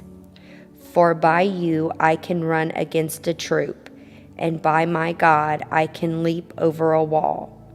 This God, his way is perfect. The word of the Lord proves true. He is a shield for all those who take refuge in him. For who is God but the Lord? And who is a rock except our God? This God is my strong refuge, and has made my way blameless. He made my feet like the feet of a deer, and set me secure on the heights. He trains my hands for war, so that my arms can bend a bow of bronze. You have given me the shield of your salvation, and your gentleness made me great. You gave a wide place for my steps under me, and my feet did not slip. I pursued my enemies and destroyed them, and did not turn back until they were consumed. I consumed them. I thrust them through so that they did not rise. They fell under my feet. For you equipped me with strength for the battle. You made those who rise against me sink under me. You made my enemies turn their backs to me, those who hated me, and I destroyed them. They looked, but there was none to save. They cried to the Lord, but he did not answer them. I beat them fine as the dust of the earth. I crushed them and stamped them down like the mire of the streets. You delivered me from strife with my people. You kept me as the head of the nations. People whom I had not known served me. Foreigners came cringing to me. As soon as they heard of me, they obeyed me. Foreigners lost heart and came trembling out of their fortresses.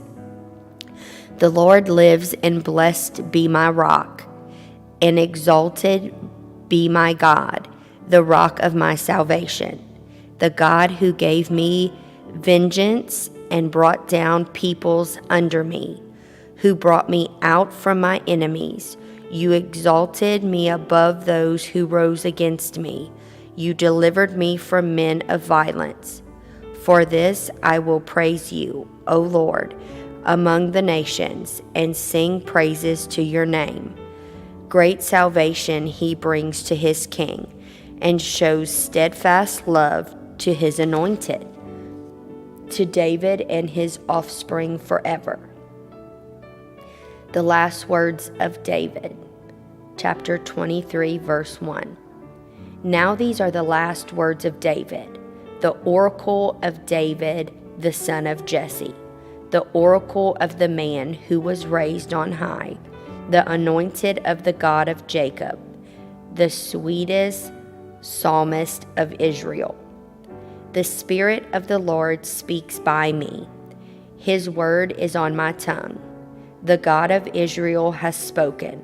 The Rock of Israel has said to me, when one rules justly over men, ruling in the fear of God, he dawns on them like the morning light, like the sun shining forth on a cloudless morning, like rain that makes grass to sprout from the earth.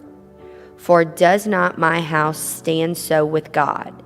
For he has made with me an everlasting covenant, ordered in all things and secure. For will he not cause to prosper all my help and my desire? But worthless men are all like thorns that are thrown away. For they cannot be taken with the hand. But the man who touches them arms himself with iron and the shaft of a spear, and they are utterly consumed with fire. David's mighty men. These are the names of the mighty men whom David had. J, a T, he was chief of the three. He wielded his spear against 800 whom he killed at one time. And next to him, among the three mighty men, was Eleazar, the son of Dodo, son of Ahoiah. He was with David when they defied the Philistines who were gathered there for battle, and the men of Israel withdrew. He rose and struck down the Philistines until his hand was weary, and his hand clung to the sword. And the Lord brought about a great victory that day. And the men returned after him only to strip the slain. And next to him was Shammah, the son of Agi, the Hararite. The Philistines gathered together at Lehi, where there was a plot of ground full of lentils, and the men fled from the Philistines. But he took his stand in the midst of the plot and defended it and struck down the Philistines, and the Lord worked a great victory. And 3 of the 30 chief men went down and came about harvest time to David at the cave of A, when a band of Philistines was encamped in the valley of Ar. David was then in the stronghold, and the garrison of the Philistines was then at Bethlehem. And David said longingly, "Oh, that someone would give me water to drink from the well of Bethlehem that is by the gate." Then the 3 mighty men broke through the camp of the Philistines and drew water out of the well of Bethlehem that was by the gate, and carried and brought it to David. But he would not drink of it. He poured it out to the Lord and said, "Far be it from me, O Lord, that I should do this. Shall I drink the blood of the men who went at the risk of their lives?" Therefore he would not drink it. These things the 3 mighty men did. Now A, the brother of Joab, the son of Zeruiah, was chief of the 30. And he wielded his spear against 300 men and killed them, and won a name beside the 3. He was the most renowned of the 30 and became their commander, but he did not attain to the 3. And B, the son of J, was a valiant man of K, a doer of great deeds. He struck down 2 Ariels of Moab. He also went down and struck down a lion in a pit on a day when snow had fallen. And he struck down an Egyptian, a handsome man. The Egyptian had a spear in his hand, but B went down to him with a staff and snatched the spear out of the Egyptian's hand and killed him with his own spear. These things did B, the son of J, and won a name beside the 3 mighty men. He was renowned among the 30, but he did not attain to the 3. And David set him over his bodyguard. A, the brother of Joab, was one of the 30. E, the son of Dodo of Bethlehem. S of Herod. E of Herod. H, the Peletite. Ira, the son of I of T. A of A. M, the Hushathite. Zalem, the Ahohite. M of N. H, the son of B of N. Ittai, the son of R of Gibeah of the people of Benjamin. B of P. H of the brooks of Gash.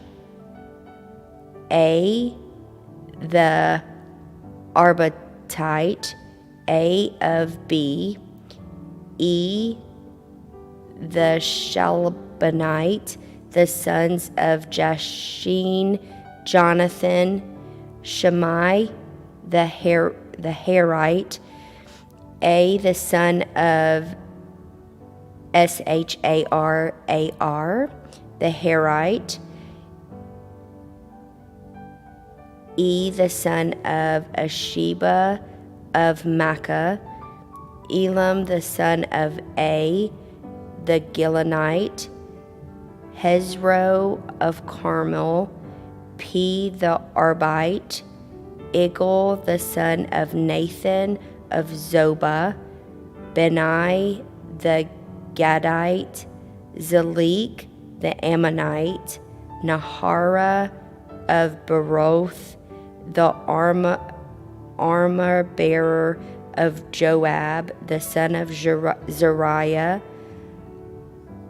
Ira the Ithrite, Garab the Ithrite, Uriah the Hittite, 37 in all. David's census. Again, the anger of the Lord was kindled against Israel, and he incited David against them, saying, Go number Israel and Judea. So the king said to Joab, the commander of the army who was with him, Go through all the tribes of Israel, from Dan to Beersheba, and number the people, that I may know the number of the people. But Joab said to the king, May the Lord your God add to the people 100 times as many as there are, while the eyes of my lord the king still see it. But why does my lord the king delight in this thing? But the king's word prevailed against Joab and the commanders of the army. So Joab and the commanders of the army went out from the presence of the king to number the people of Israel. They crossed the Jordan and began from Ai, and from the city that is in the middle of the valley toward Gad, and on to Jazer. Then they came to Gilead and to Kadesh in the land of the Hittites, and they came to Dan, and from Dan they went around to Sidon, and came to the fortress of Tyre, and to all the cities of the Hivites and the Canaanites, and they went out to the Negeb of Judea and Beersheba. So when they had gone through all the land, they came to Jerusalem at the end of 9 months and 20 days. And Joab gave the sum of the numbering of the people to the king. In Israel there were 800,000 valiant men who drew the sword, and the men of Judea were 500,000. The Lord's judgment of David's sin. But David's heart struck him after he had numbered the people. And David said to the Lord, I have sinned greatly in what I have done. But now, O Lord, please take away the iniquity of your servant, for I have done very foolishly.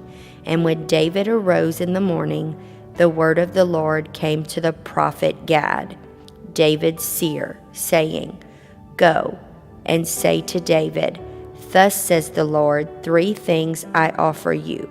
Choose one of them, that I may do it to you. So Gad came to David and told him, and said to him, Shall 3 years of famine come to you in your land? Or will you flee 3 months before your foes while they pursue you? Or shall there be 3 days pestilence in your land? Now consider and decide what answer I shall return to him who sent me. Then David said to Gad, I am in great distress. Let us fall into the hand of the Lord, for his mercy is great. But let me not fall into the hand of man. So the Lord sent a pestilence on Israel from the morning until the appointed time, and there died of the people from Dan to Beersheba 70,000 men. And when the angel stretched out his hand toward Jerusalem to destroy it, the Lord relented from the calamity and said to the angel who was working destruction among the people, It is enough. Now stay your hand. And the angel of the Lord was by the threshing floor of Ai to Jebusite. Then David spoke to the Lord when he saw the angel who was striking the people, and said, Behold, I have sinned, and I have done wickedly. But these sheep, what have they done? Please let your hand be against me and against my father's house." David builds an altar. And Gad came that day to David and said to him, "Go up, raise an altar to the Lord on the threshing floor of A to Jebusite." So David went up at Gad's word as the Lord commanded. And when A looked down, he saw the king and his servants coming on toward him. And A went out and paid homage to the king with his face to the ground. And A said, "Why has my lord the king come to his servant?" David said, "To buy the threshing floor from you in order to build an altar to the Lord, that the plague may be averted from the people." Then A said to David, "Let my lord the king take and offer up what seems good to him. Here are the oxen for the burnt offering, and the threshing sledges, and the yokes of the oxen for the wood. All this, O king, A gives to the king." And A said to the king, "May the Lord your God accept you." But the king said to A, "No, but I will buy it from you for a price. I will not offer burnt offerings to the Lord my God that cost me nothing." So David brought the threshing floor and the oxen for 50 shekels of silver. And David built there an altar to the Lord and offered burnt offerings and peace offerings. So the Lord responded to the plea for the land, and the plague was averted from Israel. 1 Kings, David in his old age. Now King David was old and advanced in years, and although they covered him with clothes, he could not get warm. Therefore his servants said to him, "Let a young woman be sought for my lord the king, and let her wait on the king and be in his service. Let her lie in your arms, that my lord the king may be warm." So they sought for a beautiful young woman throughout all the territory of Israel, and found Abishag the Shunammite, and brought her to the king. The young woman was very beautiful, and she was of service to the king and attended to him, but the king knew her not.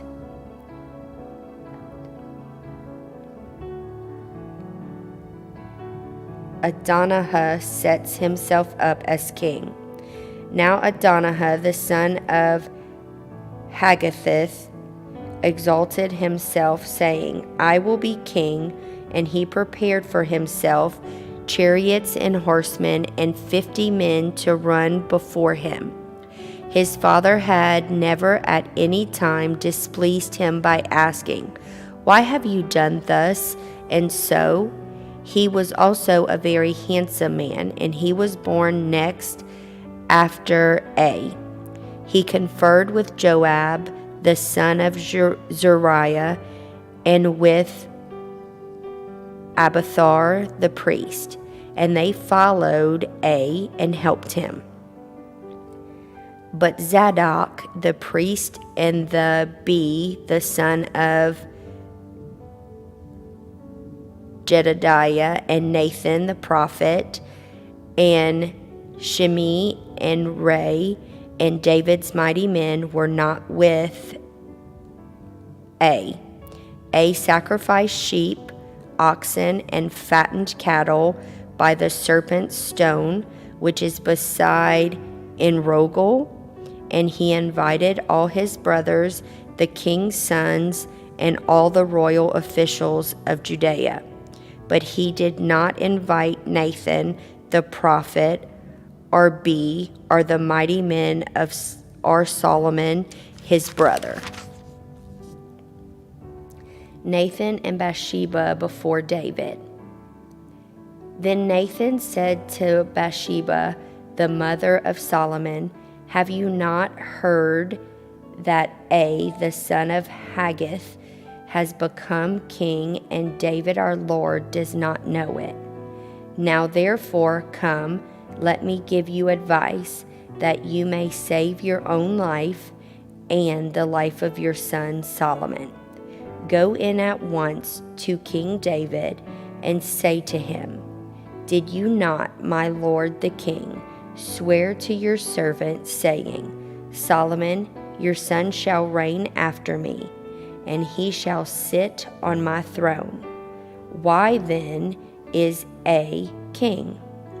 Then while you are still speaking with the king, I also will come in after you and confirm your words. So Bathsheba went to the king in his chamber. Now the king was very old, and the Shunammite was attending to the king. Bathsheba bowed and paid homage to the king, and the king said, What do you desire? She said to him, My lord, you swore to your servant by the Lord your God, saying, Solomon your son shall reign after me, and he shall sit on my throne.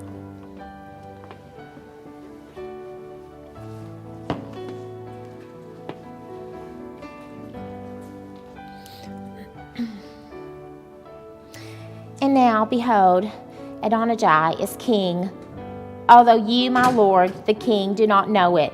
He has sacrificed oxen, fattened cattle, and sheep in abundance, and has invited all the sons of the king, Abiathar the priest, and Joab the commander of the army. But Solomon your servant he has not invited. And now, my lord the king, the eyes of all Israel are on you to tell them who shall sit on the throne of my lord the king after him. Otherwise it will come to pass, when my lord the king sleeps with his fathers, and I and my son Solomon will be counted offenders. While she was still speaking with the king, Nathan the prophet came in, and they told the king, Here is Nathan the prophet. And when he came in before the king, he bowed before the king with his face to the ground. And Nathan said, My lord the king, have you said, Adonijah shall reign after me, and he shall sit on my throne? For he has gone down this day and has sacrificed oxen, fattened cattle, and sheep in abundance, and has invited all the king's sons, the commanders of the army, and Abiathar the priest. And behold, they are eating and drinking before him, and saying, Long live King Adonai. But me, your servant, and Zadok the priest, and Benani the son of Jehoiada, and your servant Solomon, he has not invited? Has this thing been brought about by my lord the king, and you have not told your servants who should sit on the throne of my lord the king after him? Solomon anointed king. Verse 28. Then King David answered, Call Bathsheba to me. So she came into the king's presence and stood before the king. And the king swore, saying, As the Lord lives, who has redeemed my soul out of every adversity, as I swore to you by the Lord, the God of Israel, saying, Solomon, your son, shall reign after me, and he shall sit on my throne in my place. Even so will I do this day. Then Bathsheba bowed with her face to the ground and paid homage to the king and said, May my lord King David live forever.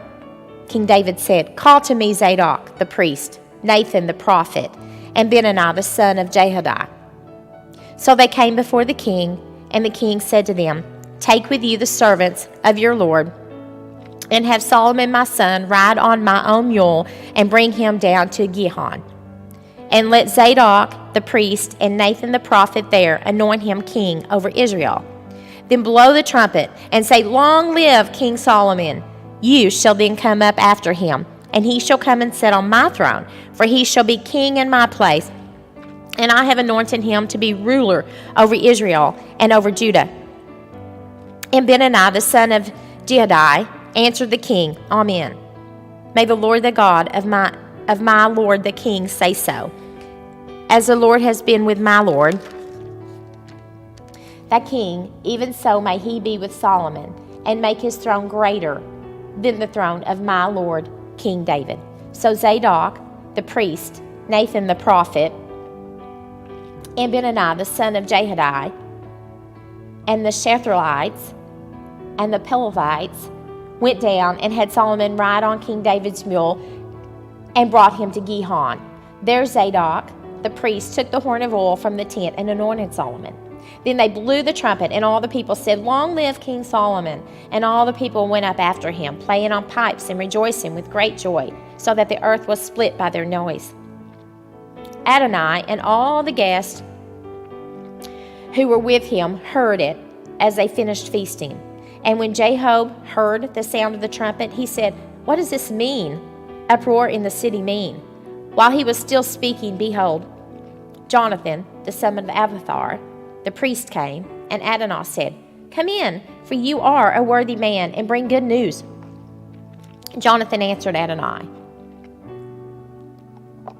"No, for our Lord King David has made Solomon king, and the king has sent him Zadok the priest, Nathan the prophet, and Benani the son of Jehoiada, and the Sherethites, and the Pelethites, and they had him ride on the king's mule. And Zadok the priest and Nathan the prophet had anointed him king at Gihon. And they have gone up from there rejoicing, so that the city is in an uproar. This is the noise that you have heard. Solomon sits on the royal throne. Moreover, the king's servants came to congratulate our Lord King David, saying, May your God make the name of Solomon more famous than yours, and make his throne greater than your throne. And the king bowed himself on the bed. And the king also said, Blessed be the Lord, the God of Israel, who has granted someone to sit on my throne this day, my own eyes seeing it. Then all the guests of Adonai trembled and rose, and each went his own way. And Adonai feared Solomon. So he arose and went and took hold of the horns of the altar. Then it was told Solomon, Behold, Adonai fears King Solomon. For behold, he has laid hold of the horns of the altar, saying, Let King Solomon swear to me first that he will not put his servant to death with the swords. And Solomon said, If he will show himself a worthy man, not one of his hairs shall fall to the earth, but if wickedness is found in him, he shall die. So King Solomon sent, and they brought him down from the altar, and he came and paid homage to King Solomon. And Solomon said to him, Go to your house. David's instructions to Solomon. Chapter 2. When David's time to die drew near, he commanded Solomon his son, saying, I am about to go the way of the earth. Be strong and show yourself a man, and keep the charge of the Lord your God, walking in his ways and keeping his statutes, his commandments, his rules, his testimonies, and as written in the law of Moses, that ye may prosper in all that you do and wherever you turn, that the Lord may establish his word that he spoke concerning me, saying, If your sons pay close attention to their way to walk before me in faithfulness with all their hearts and with all their souls, you shall not lack a man on the throne of Israel. Moreover, you also know what Joab, the son of Zeruiah, did to me, how he dealt with the two commanders of the armies of Israel, Abner, the son of Ner, and Amasa, the son of Jether, whom he killed, avenging in time of peace for blood that had been shed in war, and putting the blood of war on the belt around his waist and on the sandals on his feet. Act therefore according to his wisdom, but do not let his gray head go down to Sheol in peace, but deal loyally with the sons of Barzillai, the Gileadite, and let them be among those who eat at your table. For with such loyalty they meet me, when I fled from Absalom, your brother. And there is also with you Shammai, the son of Gera, the Benjamite from Barhum, who cursed me with grievous curse on the day when I went to Mahanaim. But when he came down to meet me at the Jordan, I swore to him by the Lord, saying, I will not put you to death with the sword. Now, therefore, do not hold him guiltless, for you are a wise man. You will know that you ought to do him, and you shall bring his gray head down with blood to Sheol. Then David slept with his fathers and was buried in the city of David.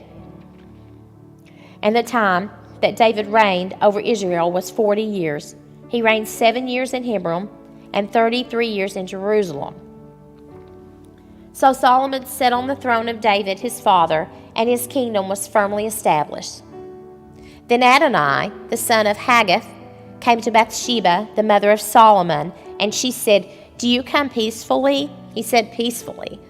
Then he said, "I have something to say to you." She said, "Speak." He said, "You know that the kingdom was mine, and that all Israel fully expected me to reign. However, the kingdom has turned about and become my brother's, for it was his from the Lord. And now I have one request to make of you. Do not refuse me." She said to him, "Speak."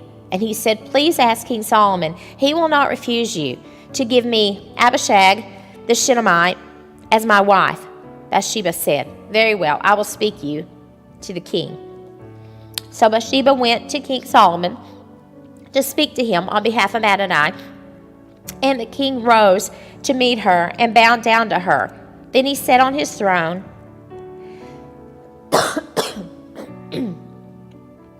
and had a seat brought for the king's mother, and she sat on his right. Then she said, "I have one small request to make of you. Do not refuse me." And the king said to her, "Make your request, my mother, for I will not refuse you." She said, "Let Abishag the Shunammite be given to Adonai, your brother, as his wife." King Solomon answered his mother, "And why do you ask Abishag the Shunammite for Adonai? Ask for him the kingdom also, for he is my older brother, and on his side are Abiathar the priest and Joab the son of Zeruiah." Then King Solomon swore by the Lord, saying, "God, do so to me, and more also, if this word does not cost Adonai his life.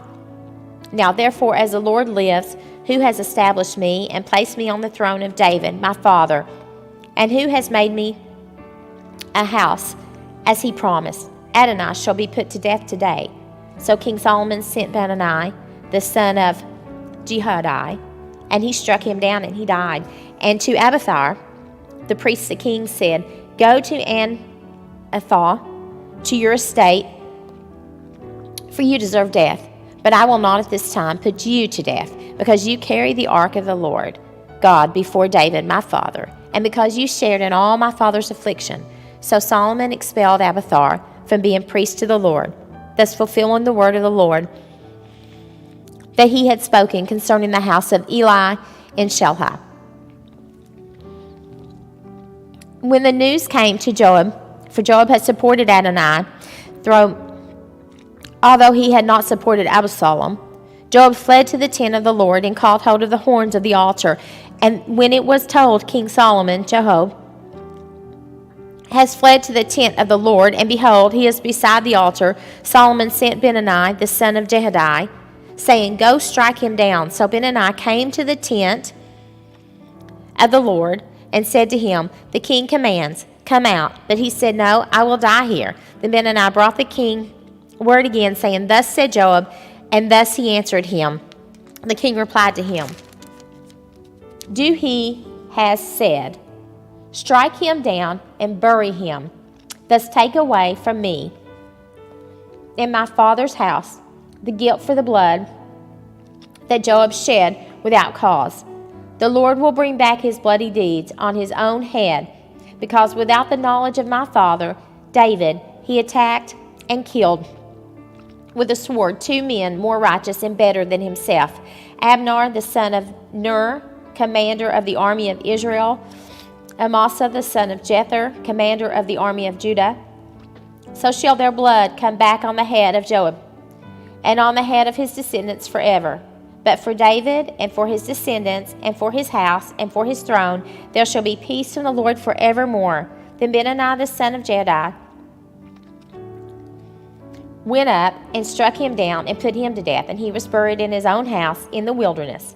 The king put Benaiah the son of Jehoiada over the army in place of Joab, and the king put Zadok the priest in the place of Abiathar.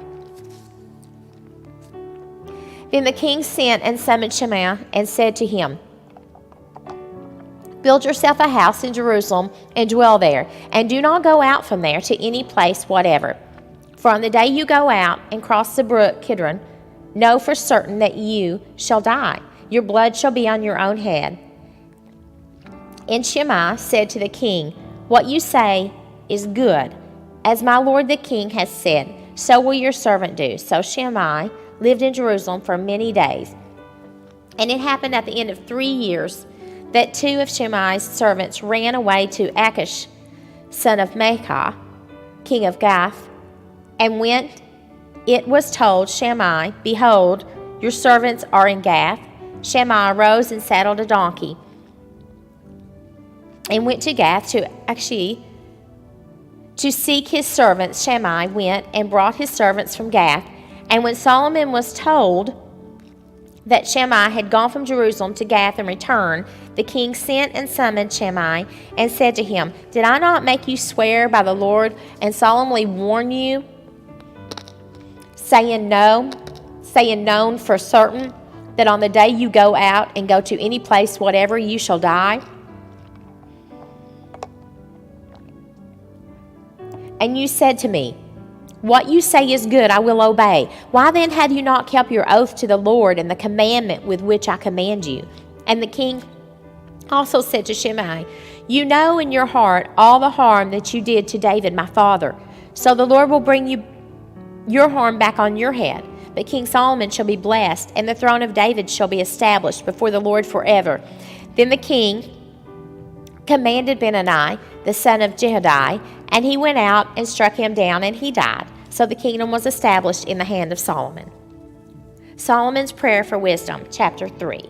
Solomon made a marriage alliance with Pharaoh, king of Egypt. He took Pharaoh's daughter and brought her into the city of David until he had finished building his own house and the house of the Lord and the wall around Jerusalem. The people were sacrificing at the high places. However, because no house had yet been built for the name of the Lord, Solomon loved the Lord, walking in the statutes of David his father. Only he sacrificed and made offerings at the high places.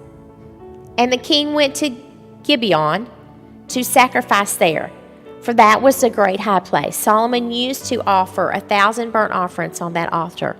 At Gibeon, the Lord appeared to Solomon in a dream by night, and God said, Ask what I shall give you.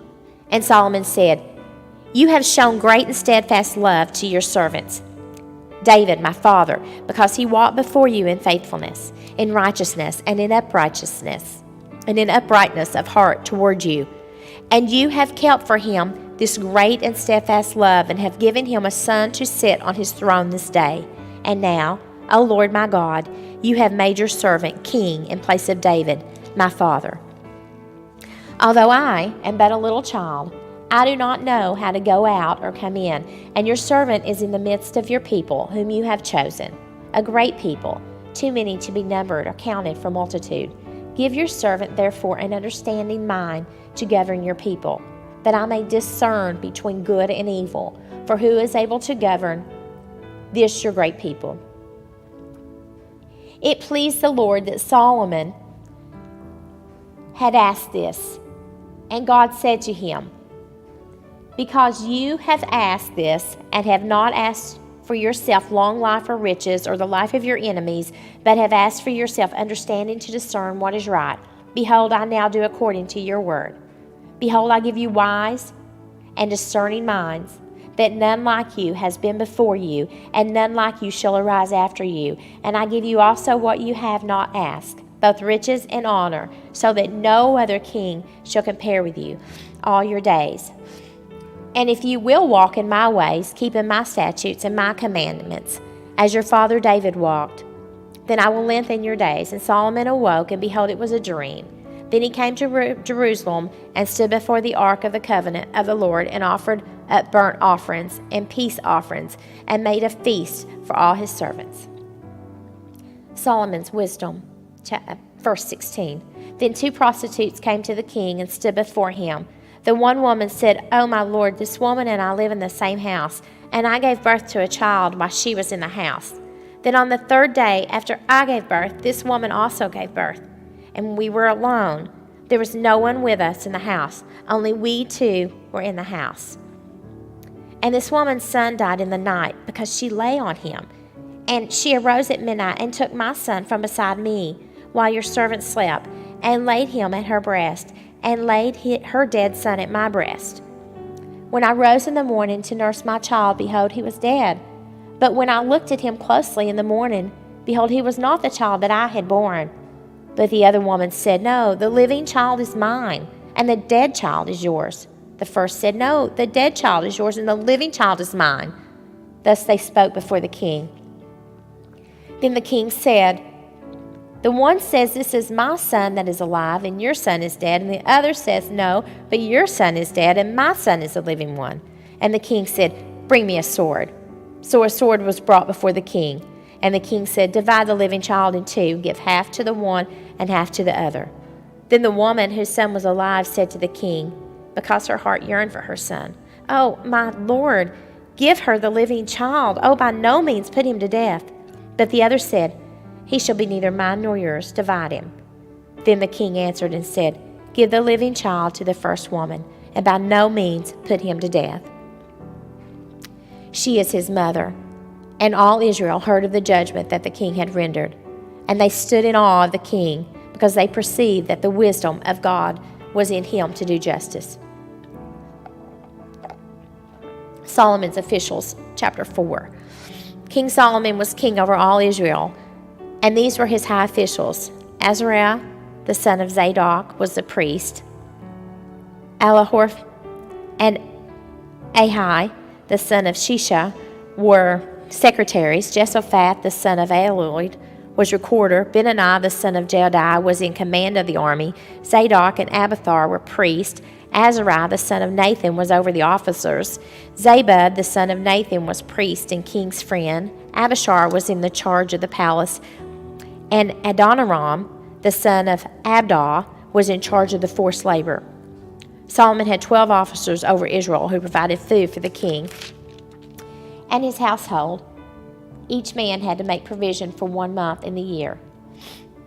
These were their names: Ben-Hur in the hill country of Ephraim, Ben-Deker in Makaz, Shalbim, Beth-Shemesh, and Elambeth Hanan, Ben-Hesed, and Araboth, to him belonged Sukkah, and all the land of Hepher,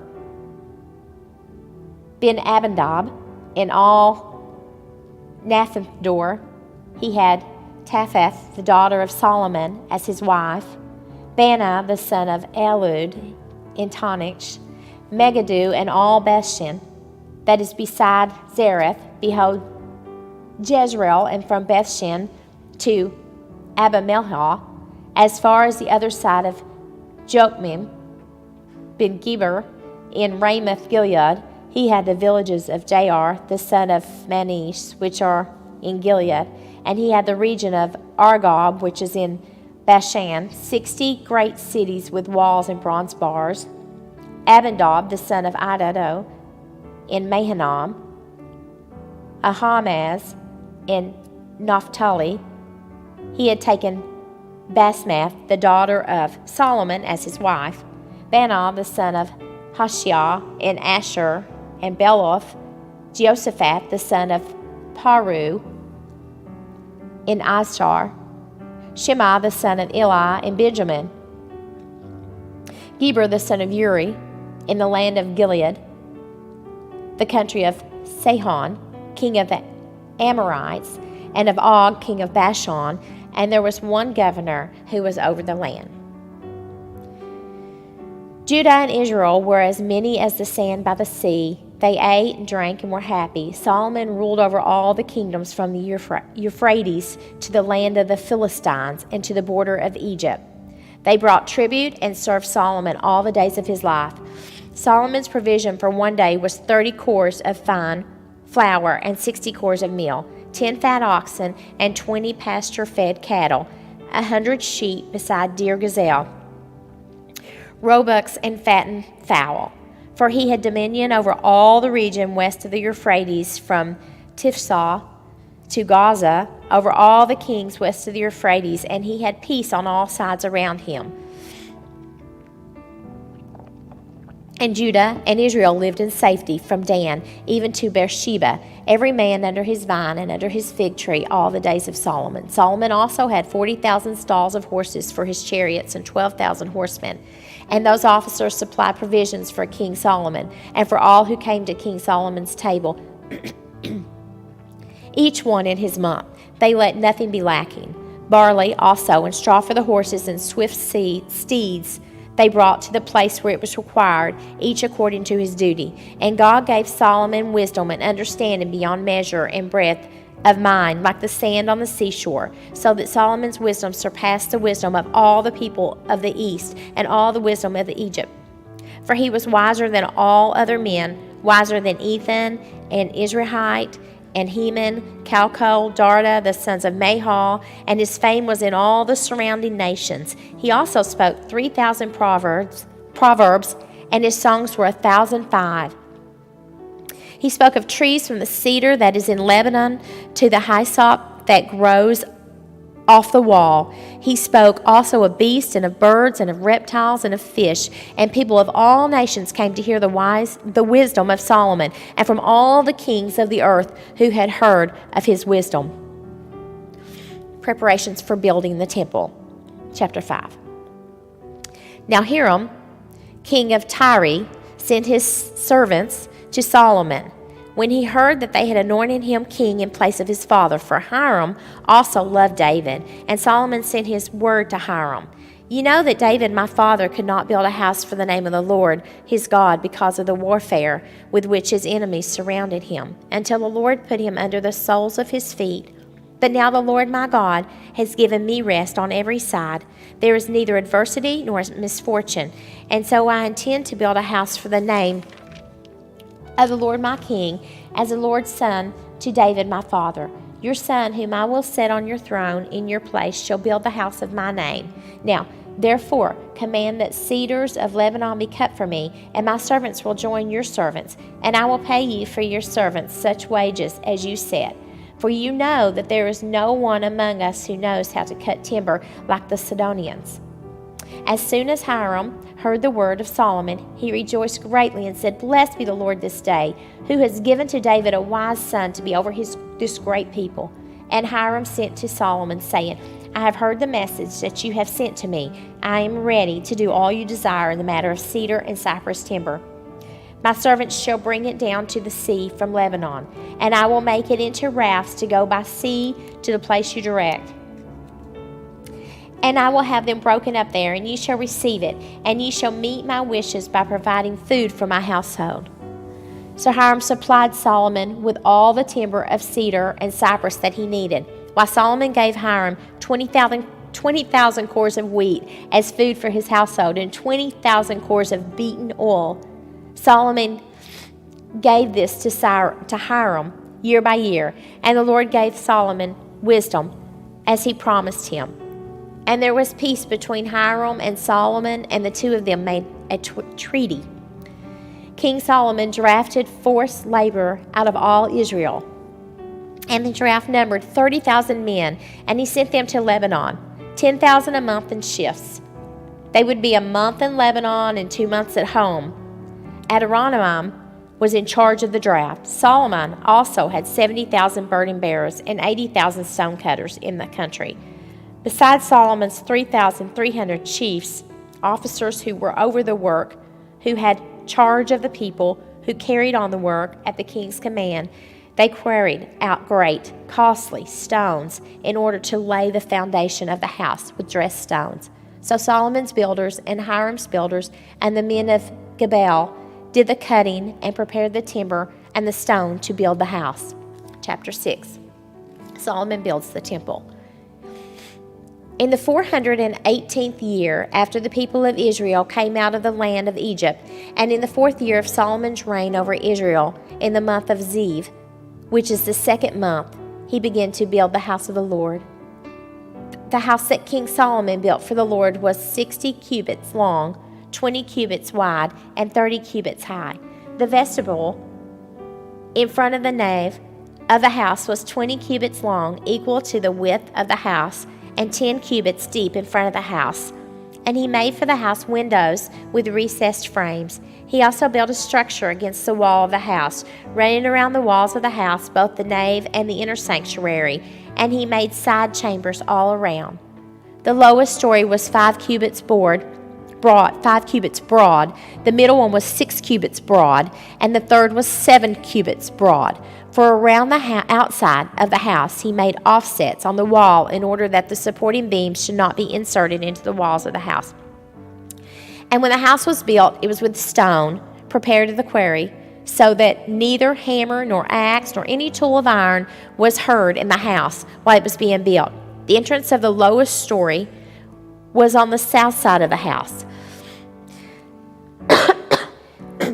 And one went up by stairs to the middle story, and from the middle story to the third.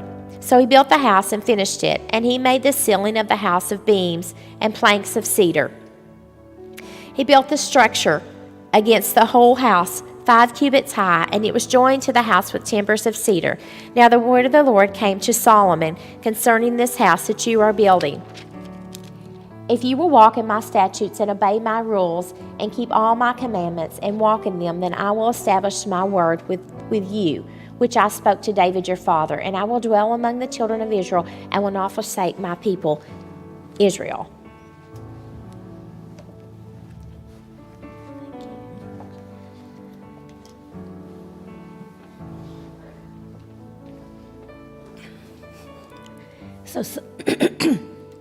So Solomon built the house and finished it. He lined the walls of the house on the inside with boards of cedar. From the floor of the house to the walls of the ceiling, he covered them on the inside with wood, and he covered the floor of the house with boards of cypress. He built 20 cubits of the rear of the house with boards of cedar from the floor to the walls, and he built this within as an inner sanctuary, as the most holy place. The house, that is, the nave in front of the inner sanctuary, was 40 cubits long. The cedar within the house was carved in the form of gourds and open flowers. All was cedar, no stone was seen. The inner sanctuary he prepared in the innermost part of the house, to set there the ark of the covenant of the Lord. The inner sanctuary was 20 cubits long, 20 cubits wide, and 20 cubits high, and he overlaid it with pure gold. He also overlaid an altar of cedar. And Solomon overlaid the inside of the house with pure gold, and he drew chains of gold across in front of the inner sanctuary and overlaid it with gold. And he overlaid the whole house with gold until all the house was finished. Also, the whole altar that belonged to the inner sanctuary he overlaid with gold. In the inner sanctuary, he made 2 cherubim of olive wood, each 10 cubits high. 5 cubits was the length of one wing of the cherub, and 5 cubits the length of the other wing of the cherub. It was 10 cubits from the tip of one wing to the tip of the other. The other cherub also measured 10 cubits. Both cherubim had the same measure and the same form. The height of one cherub was 10 cubits, and so was that of the other cherub. He put the cherubim in the innermost part of the house, and the wings of the cherubim were spread out, so that a wing of one touched the one wall, and a wing of the other cherub touched the other wall. Their other wings touched each other in the middle of the house, and he overlaid the cherubim with gold. Around all the walls of the house he carved engraved figures of cherubim and palm trees and open flowers in the inner and outer rooms. The floor of the house he overlaid with gold in the inner and outer rooms. For the entrance to the inner sanctuary he made doors of olive wood. The lintel and the doorposts were 5-sided. He covered the 2 doors of olive wood with carvings of cherubim, palm trees, and open flowers. He overlaid them with gold, and spread gold on the cherubim and on the palm trees. So also he made for the entrance to the nave doorposts of olive wood, in the form of a square, and the 2 doors of cypress wood. The 2 leaves of the one door were folding, and the 2 leaves of the other door were folding. On them he carved cherubim and palm trees and open flowers, and he overlaid them with gold, evenly applied on the carved work. He built the inner court with 3 courses of cut stone and 1 course of cedar beams. In the 4th year, the foundation of the house of the Lord was laid, in the month of Ziv. And in the 11th year, in the month of Bul, which is the 8th month, the house was finished in all its parts, and according to all its specifications. He was 7 years in building it. Chapter 7, Solomon builds his palace. Solomon was building his own house 13 years, and he finished his entire house. He built the house of the forest of Lebanon. Its length was 100 cubits, and its breadth 50 cubits, and its height 30 cubits. And it was built on 4 rows of cedar pillars, with cedar beams on the pillars. And it was covered with cedar above the chambers that were on the 45 pillars, 15 in each row. There were window frames in 3 rows, and window opposite window in 3 tiers. All the doorways and windows had square frames, and window was opposite window in 3 tiers. And he made the hall of pillars. Its length was 50 cubits, and its breadth 30 cubits. There was a porch in front with pillars, and a canopy in front of them. And he made the hall of the throne where he was to pronounce judgment, even the hall of judgment. It was finished with cedar from floor to rafters. His own house, where he was to dwell in the other court back of the hall, was of like workmanship. Solomon also made a house like this hall for Pharaoh's daughter, whom he had taken in marriage. All these were made of costly stones, cut according to measure, sawed with saws back and front, even from the foundation to the coping, and from the outside to the great court. The foundation was of costly stones, huge stones, stones of 8 and 10 cubits. And above were costly stones, cut according to measurement, and cedar. The great court had 3 courses of cut stone all around, and a course of cedar beams. So had the inner court of the house of the Lord, and the vestibule of the house. The temple furnishings. And King Solomon sent and brought Hiram from Tyre. He was the son of a widow of the tribe of Naphtali, and his father was a man of Tyre, a worker in bronze. And he was full of wisdom, understanding, and skill for making any work in bronze. He came to King Solomon and did all his work. He cast 2 pillars of bronze. 18 cubits was the height of one pillar, and a line of 12 cubits measured its circumference. It was hollow, and its thickness was 4 fingers. The second pillar was the same. He also made 2 capitals of cast bronze to set on the tops of the pillars. The height of the one capital was 5 cubits, and the height of the other capital was 5 cubits. There were lattices of checker work with wreaths of chain work for the capitals on the tops of the pillars, a lattice for the one capital and a lattice for the other capital. Likewise, he made pomegranates in 2 rows around the one lattice work to cover the capital that was on the top of the pillar, and he did the same with the other capital. Now the capitals that were on the tops of the pillars in the vestibule were of lily work, 4 cubits. The capitals were on the 2 pillars and also above the rounded projection which was beside the lattice work. There were 200 pomegranates in 2 rows all around, and so with the other capital. He set up the pillars at the vestibule of the temple. He set up the pillar on the south and called its name Jachin. And he set up the pillar on the north and called its name Boaz. And on the tops of the pillars was lily work. Thus the work of the pillars was finished. Then he made the sea of cast metal. It was round, 10 cubits from brim to brim, and 5 cubits high, and a line of 30 cubits measured its circumference. Under its brim were gourds, for 10 cubits, compassing the sea all around. The gourds were in 2 rows, cast with it when it was cast. It stood on 12 oxen, 3 facing north, 3 facing west, 3 facing south, and 3 facing east. The sea was set on them, and all their rear parts were inward. Its thickness was a handbreadth, and its brim was made like the brim of a cup, like the flower of a lily. It held 2,000 baths. He also made the 10 stands of bronze. Each stand was 4 cubits long, 4 cubits wide, and 3 cubits high. This was the construction of the stands. They had panels, and the panels were set in the frames, and on the panels that were set in the frames were lions, oxen, and cherubim.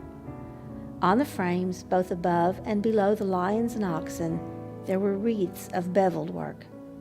Moreover, each stand had 4 bronze wheels and axles of bronze, and at the 4 corners were supports for a basin. The supports were cast with wreaths at the side of each.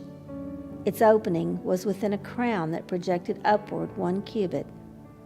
Its opening was round, as a pedestal is made, 1.5 cubits deep. At its opening there were carvings, and its panels were square, not round. And the 4 wheels were underneath the panels. The axles of the wheels were of 1 piece with the stands, and the height of the wheel was 1.5 cubits. The wheels were made like a chariot wheel. Their axles, their rims, their spokes, and their hubs were all cast. There were 4 supports at the 4 corners of each stand. The supports were of 1 piece with the stands. And on the top of the stand there was a round band 0.5 cubit high, and on the top of the stand its stays and its panels were of 1 piece with it. And on the surface of its stays and on its panels he carved cherubim, lions, and palm trees, according to the space of each, with wreaths all around. After this manner he made the 10 stands. All of them were cast alike, all of the same measure and the same form. And he made 10 basins of bronze. Each basin held 40 baths. Each basin measured 4 cubits, and there was a basin for each of the 10 stands. And he set the stands, 5 on the south side of the house, and 5 on the north side of the house. And he set the sea at the southeast corner of the house. Hiram also made the pots, the shovels, and the basins. So Hiram finished all the work that he did for King Solomon on the house of the Lord. The 2 pillars, the 2 bowls of the capitals that were on the tops of the pillars, and the 2 lattice works to cover the 2 bowls of the capitals that were on the tops of the pillars, and the 400 pomegranates for the 2 lattice works, 2 rows of pomegranates for each lattice work to cover the 2 bowls of the capitals that were on the pillars, the 10 stands and the 10 basins on the stands, and the 1 sea and the 12 oxen underneath the sea. Now the pots, the shovels, and the basins, all these vessels in the house of the Lord, which Hiram made for King Solomon, were of burnished bronze. In the plain of the Jordan the king cast them, in the clay ground between Succoth and Zarethan. And Solomon left all the vessels unweighed, because there were so many of them. The weight of the bronze was not ascertained. So Solomon made all the vessels that were in the house of the Lord: the golden altar, the golden table for the bread of the presence, the lampstands of pure gold, 5 on the south side and 5 on the north, before the inner sanctuary, the flowers, the lamps, and the tongs of gold, the cups, snuffers, basins, dishes for incense, and fire pans of pure gold, and the sockets of gold, for the doors of the innermost part of the house, the most holy place, and for the doors of the nave of the temple. Thus all the work that King Solomon did on the house of the Lord was finished. And Solomon brought in the things that David his father had dedicated, the silver, the gold, and the vessels, and stored them in the treasuries of the house of the Lord.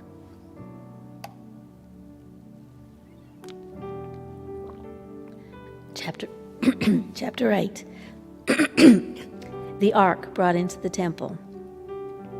Then Solomon assembled the elders of Israel and all the heads of the tribes, the leaders of the fathers' houses of the people of Israel, before King Solomon in Jerusalem, to bring up the ark of the covenant of the Lord out of the city of David, which is Zion. And all the men of Israel assembled to King Solomon at the feast in the month Ethanim, which is the 7th month. And all the elders of Israel came, and the priests took up the ark. And they brought up the ark of the Lord, the tent of meeting, and all the holy vessels that were in the tent. The priests and the Levites brought them up.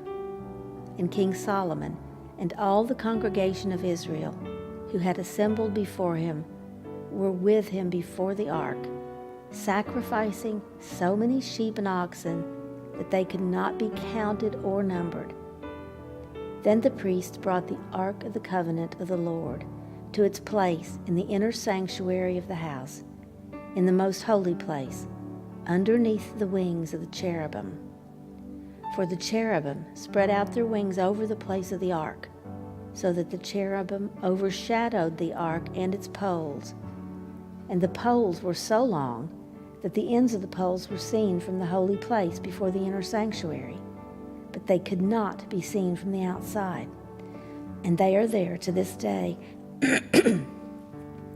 There was nothing in the ark except the 2 tablets of stone that Moses put there at Horeb, where the Lord made a covenant with the people of Israel when they came out of the land of Egypt. And when the priests came out of the holy place, a cloud filled the house of the Lord, so that the priests could not stand to minister because of the cloud, for the glory of the Lord filled the house of the Lord. Solomon blesses the Lord. Then Solomon said, "The Lord has said that he would dwell in thick darkness. I have indeed built you an exalted house, a place for you to dwell in forever." Then the king turned around and blessed all the assembly of Israel, while all the assembly of Israel stood. And he said, "Blessed be the Lord, the God of Israel, who with his hand has fulfilled what he promised with his mouth to David my father, saying, Since the day that I brought my people Israel out of Egypt, I chose no city out of all the tribes of Israel in which to build a house, that my name might be there. But I chose David to be over my people Israel. Now it was in the heart of David my father to build a house for the name of the Lord, the God of Israel. But the Lord said to David my father, Whereas it was in your heart to build a house for my name, you did well that it was in your heart. Nevertheless, you shall not build the house, but your son who shall be born to you shall build the house for my name. Now the Lord has fulfilled his promise that he made. For I have risen in the place of David my father, and sit on the throne of Israel, as the Lord promised. And I have built the house for the name of the Lord, the God of Israel. And there I have provided a place for the ark, in which is the covenant of the Lord that he made with our fathers, when he brought them out of the land of Egypt. Solomon's prayer of dedication. Then Solomon stood before the altar of the Lord in the presence of all the assembly of Israel, and spread out his hands toward heaven, and said, O Lord, God of Israel, there is no God like you, in heaven above or on earth beneath, keeping covenant and showing steadfast love to your servants who walk before you with all their heart. And you have kept with your servant David my father what you declared to him. You spoke with your mouth, and with your hand have fulfilled it this day. Now therefore, O Lord God of Israel, keep for your servant David my father what you have promised him, saying, You shall not lack a man to sit before me on the throne of Israel. If only your sons pay close attention to their way, to walk before me as you have walked before me. Now therefore, O God of Israel, let your word be confirmed, which you have spoken to your servant David my father. But will God indeed dwell on the earth? Behold, heaven and the highest heaven cannot contain you. How much less this house that I have built? Yet have regard to the prayer of your servant and to his plea, O Lord my God, listening to the cry and to the prayer that your servant prays before you this day, that your eyes may be open night and day toward this house, the place of which you have said, My name shall be there, that you may listen to the prayer that your servant offers toward this place. And listen to the plea of your servant and of your people Israel when they pray toward this place. And listen in heaven, your dwelling place, and when you hear, forgive. If a man sins against his neighbor and is made to take an oath, and comes and swears his oath before your altar in this house, then hear in heaven, and act and judge your servants, condemning the guilty by bringing his conduct on his own head, and vindicating the righteous by rewarding him according to his righteousness. When your people Israel are defeated before the enemy because they have sinned against you, and if they turn again to you and acknowledge your name and pray and plead with you in this house, then hear in heaven and forgive the sin of your people Israel, and bring them again to the land that you gave to their fathers. When heaven is shut up and there is no rain because they have sinned against you, if they pray toward this place and acknowledge your name and turn from their sin when you afflict them, then hear in heaven and forgive the sin of your servants, your people Israel, when you teach them the good way in which they should walk, and grant rain upon your land, which you have given to your people as an inheritance. If there is famine in the land, if there is pestilence or blight or mildew or locust or caterpillar, if their enemy besieges them in the land at their gates, whatever plague, whatever sickness there is, whatever prayer, whatever plea is made by any man or by all your people Israel, each knowing the affliction of his own heart, and stretching out his hands toward this house, then hear in heaven your dwelling place, and forgive and act and render to each whose heart you know, according to all his ways. For you only know the hearts of all the children of mankind, that they may fear you all the days that they live in the land that you gave to our fathers. Likewise, when a foreigner who is not of your people Israel comes from a far country for your name's sake, for they shall hear of your great name and your mighty hand and of your outstretched arm, when he comes and prays toward this house, hear in heaven your dwelling place, and do according to all for which the foreigner calls to you, in order that all the peoples of the earth may know your name and fear you, as do your people Israel, and that they may know that this house that I have built is called by your name. If your people go out to battle against their enemy, by whatever way you shall send them, and they pray to the Lord toward the city that you have chosen, and the house that I have built for your name, then hear in heaven their prayer and their plea, and maintain their cause. If they sin against you, for there is no one who does not sin, and you are angry with them and give them to an enemy, so that they are carried away captive to the land of the enemy, far off or near. Yet if they turn their heart in the land to which they have been carried captive, and repent and plead with you in the land of their captors, saying, We have sinned and have acted perversely and wickedly, if they repent with all their heart and with all their soul in the land of their enemies who carried them captive, and pray to you toward their land, which you gave to their fathers, the city that you have chosen, and the house that I have built for your name, then hear in heaven your dwelling place, their prayer and their plea, and maintain their cause, and forgive your people who have sinned against you, and all their transgressions that they have committed against you, and grant them compassion in the sight of those who carried them captive, that they may have compassion on them.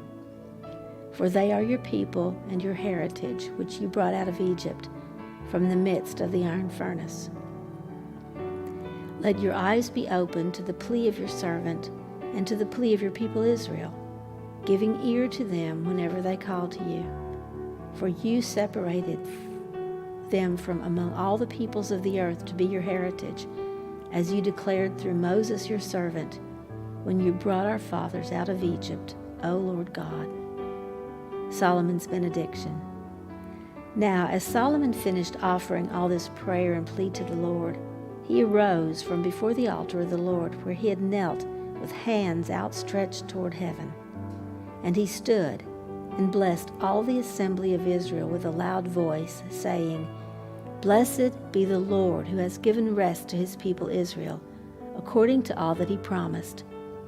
Not one word has failed of all his good promise, which he spoke by Moses his servant. The Lord our God be with us, as he was with our fathers. May he not leave us or forsake us, that he may incline our hearts to him, to walk in all his ways, and to keep his commandments, his statutes, and his rules, which he commanded our fathers.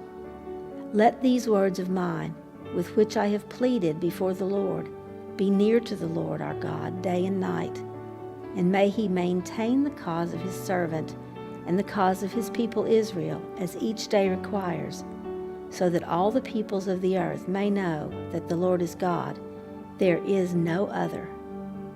Let your heart, therefore, be wholly true to the Lord our God, walking in his statutes and keeping his commandments, as at this day.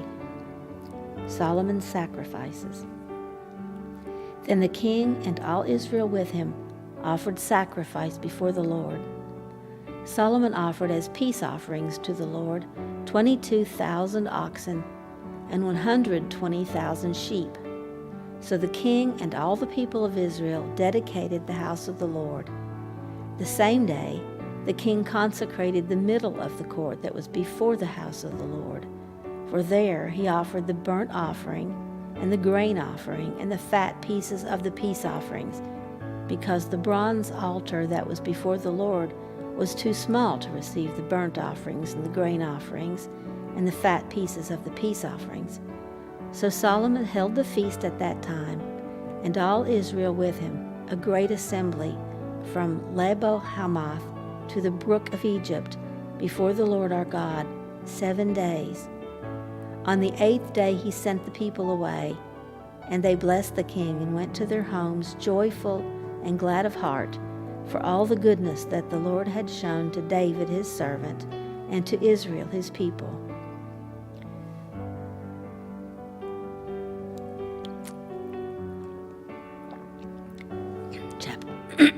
Chapter 9. The Lord appears to Solomon. As soon as Solomon had finished building the house of the Lord and the king's house and all that Solomon desired to build, the Lord appeared to Solomon a second time, as he had appeared to him at Gibeon. And the Lord said to him, I have heard your prayer and your plea, which you have made before me.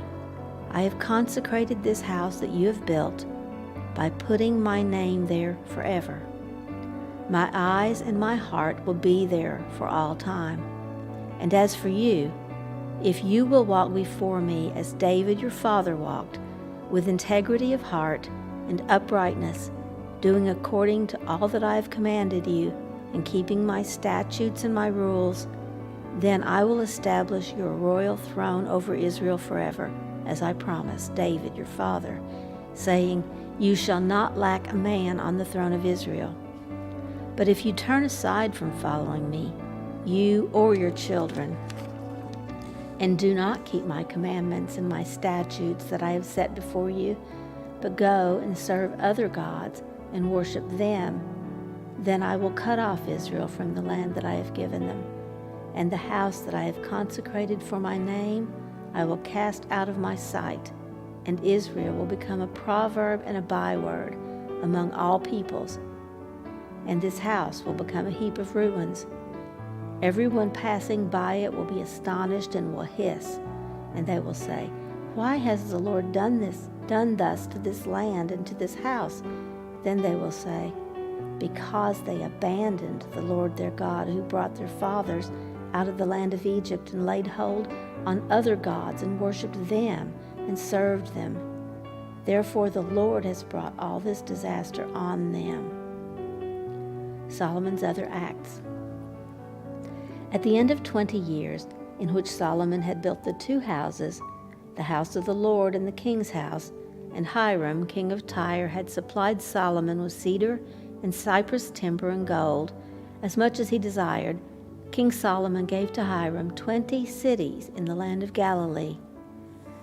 But when Hiram came from Tyre to see the cities that Solomon had given him, they did not please him.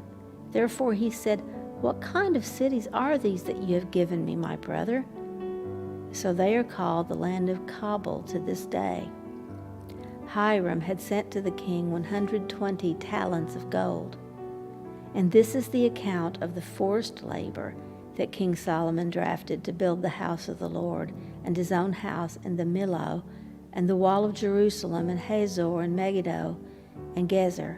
Pharaoh, king of Egypt, had gone up and captured Gezer, and burned it with fire, and had killed the Canaanites who lived in the city, and had given it as dowry to his daughter, Solomon's wife.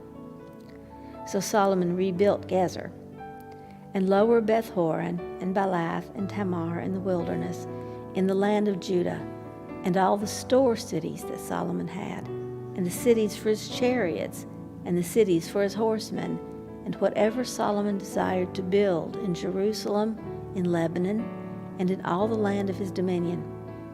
All the people who were left of the Amorites, the Hittites, and the Perizzites, the Hivites, and the Jebusites, who were not of the people of Israel, their descendants who were left after them in the land, whom the people of Israel were unable to devote to destruction, these Solomon drafted to be slaves, and so they are to this day. But of the people of Israel, Solomon made no slaves. They were the soldiers, they were his officials, his commanders, his captains, his chariot commanders, and his horsemen. These were the chief officers who were over Solomon's work, 550 who had charge of the people who carried on the work. But Pharaoh's daughter went up from the city of David to her own house that Solomon had built for her. Then he built the Millo. 3 times a year Solomon used to offer up burnt offerings and peace offerings on the altar that he built to the Lord, making offerings with it before the Lord. So he finished the house. King Solomon built a fleet of ships at Ezion-Geber, which is near Elath, and on the shore of the Red Sea, in the land of Edom. And Hiram sent with the fleet his servants, seamen, who were familiar with the sea, together with the servants of Solomon. And they went to Ophir and brought from there gold, 420 talents, and they brought it to King Solomon. Chapter 10, the Queen of Sheba. Now when the Queen of Sheba heard of the fame of Solomon concerning the name of the Lord, she came to test him with hard questions. She came to Jerusalem with a very great retinue, with camels bearing spices, and very much gold and precious stones. And when she came to Solomon, she told him all that was on her mind. And so Solomon answered all her questions. There was nothing hidden from the king that he could not explain to her. And when the Queen of Sheba had seen all the wisdom of Solomon, the house that he had built, the food of his table, the seating of his officials, and the attendance of his servants, their clothing, his cupbearers, and his burnt offerings that he offered at the house of the Lord, there was no more breath in her. And she said to the king, "The report was true that I heard in my own land of your words and of your wisdom, but I did not believe the reports until I came and my own eyes had seen it. And behold, the half was not told me. Your wisdom and prosperity surpass the report that I heard. Happy are your men, happy are your servants, who continually stand before you and hear your wisdom. Blessed be the Lord your God, who has delighted in you and set you on the throne of Israel. Because the Lord loved Israel forever, he has made you king, that you may execute justice and righteousness." Then she gave the king 120 talents of gold, and a very great quantity of spices and precious stones. Never again came such an abundance of spices as these that the Queen of Sheba gave to King Solomon. Moreover, the fleet of Hiram, which brought gold from Ophir, brought from Ophir a very great amount of almug wood and precious stones. And the king made of the almug wood supports for the house of the Lord and for the king's house, also lyres and harps for the singers. No such almug wood has come or been seen to this day. And King Solomon gave to the queen of Sheba all that she desired, whatever she asked besides what was given her by the bounty of King Solomon. So she turned and went back to her own land with her servants. Solomon's great wealth. Now the weight of gold that came to Solomon in 1 year was 666 talents of gold, besides that which came from the explorers and from the businesses of the merchants, and from all the kings of the west and from the governors of the land. King Solomon made 200 large shields of beaten gold. 600 shekels of gold went into each shield, and he made 300 shields of beaten gold. 3 minas of gold went into each shield, and the king put them in the house of the forest of Lebanon. The king also made a great ivory throne and overlaid it with the finest gold. The throne had 6 steps, and the throne had a round top, and on each side of the seat were armrests, and 2 lions standing beside the armrests, while 12 lions stood there, one on each end of a step on the 6 steps. The like of it was never made in any kingdom. All King Solomon's drinking vessels were of gold, and all the vessels of the house of the forest of Lebanon were of pure gold. None were of silver. Silver was not considered as anything in the days of Solomon. For the king had a fleet of ships of Tarshish at sea with the fleet of Hiram.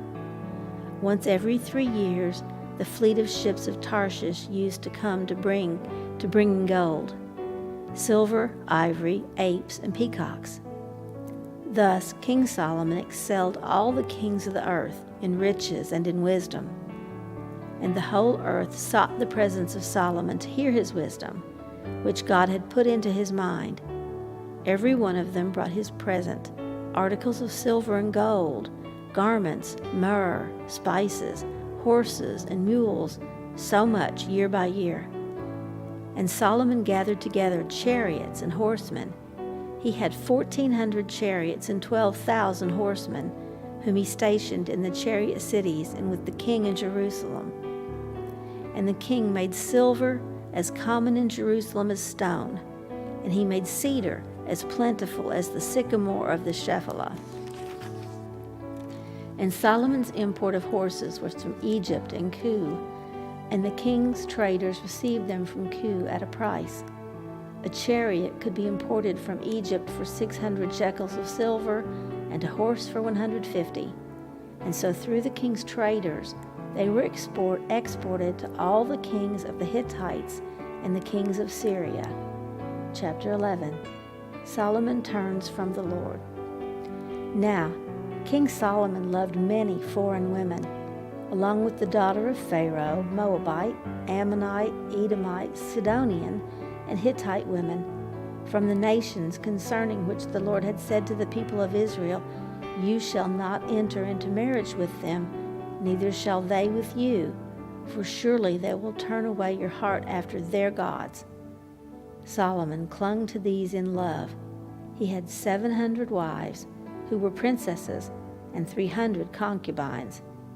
And his wives turned away his heart. For when Solomon was old, his wives turned away his heart after other gods, and his heart was not wholly true to the Lord his God, as was the heart of David his father. For Solomon went after Ashtoreth, the goddess of the Sidonians, and after Milcom, the abomination of the Ammonites. So Solomon did what was evil in the sight of the Lord, and did not wholly follow the Lord as David his father had done. Then Solomon built a high place for Chemosh, the abomination of Moab, and for Molech, the abomination of the Ammonites, on the mountain east of Jerusalem. And so he did for all his foreign wives, who made offerings and sacrificed to their gods. The Lord raises adversaries. And the Lord was angry with Solomon, because his heart had turned away from the Lord, the God of Israel, who had appeared to him twice, and had commanded him concerning this thing, that he should not go after other gods. But he did not keep what the Lord commanded. Therefore the Lord said to Solomon, "Since this has been your practice, and you have not kept my covenant and my statutes that I have commanded you, I will surely tear the kingdom from you and will give it to your servant. Yet, for the sake of David your father, I will not do it in your days, but I will tear it out of the hand of your son. However, I will not tear away all the kingdom, but I will give one tribe to your son, for the sake of David my servant, and for the sake of Jerusalem that I have chosen." And the Lord raised up an adversary against Solomon, Hadad the Edomite. He was of the royal house in Edom. For when David was in Edom, and Joab the commander of the army went up to bury the slain, he struck down every male in Edom. For Joab and all Israel remained there 6 months, until he had cut off every male in Edom. But Hadad fled to Egypt, together with certain Edomites of his father's servants, Hadad still being a little child.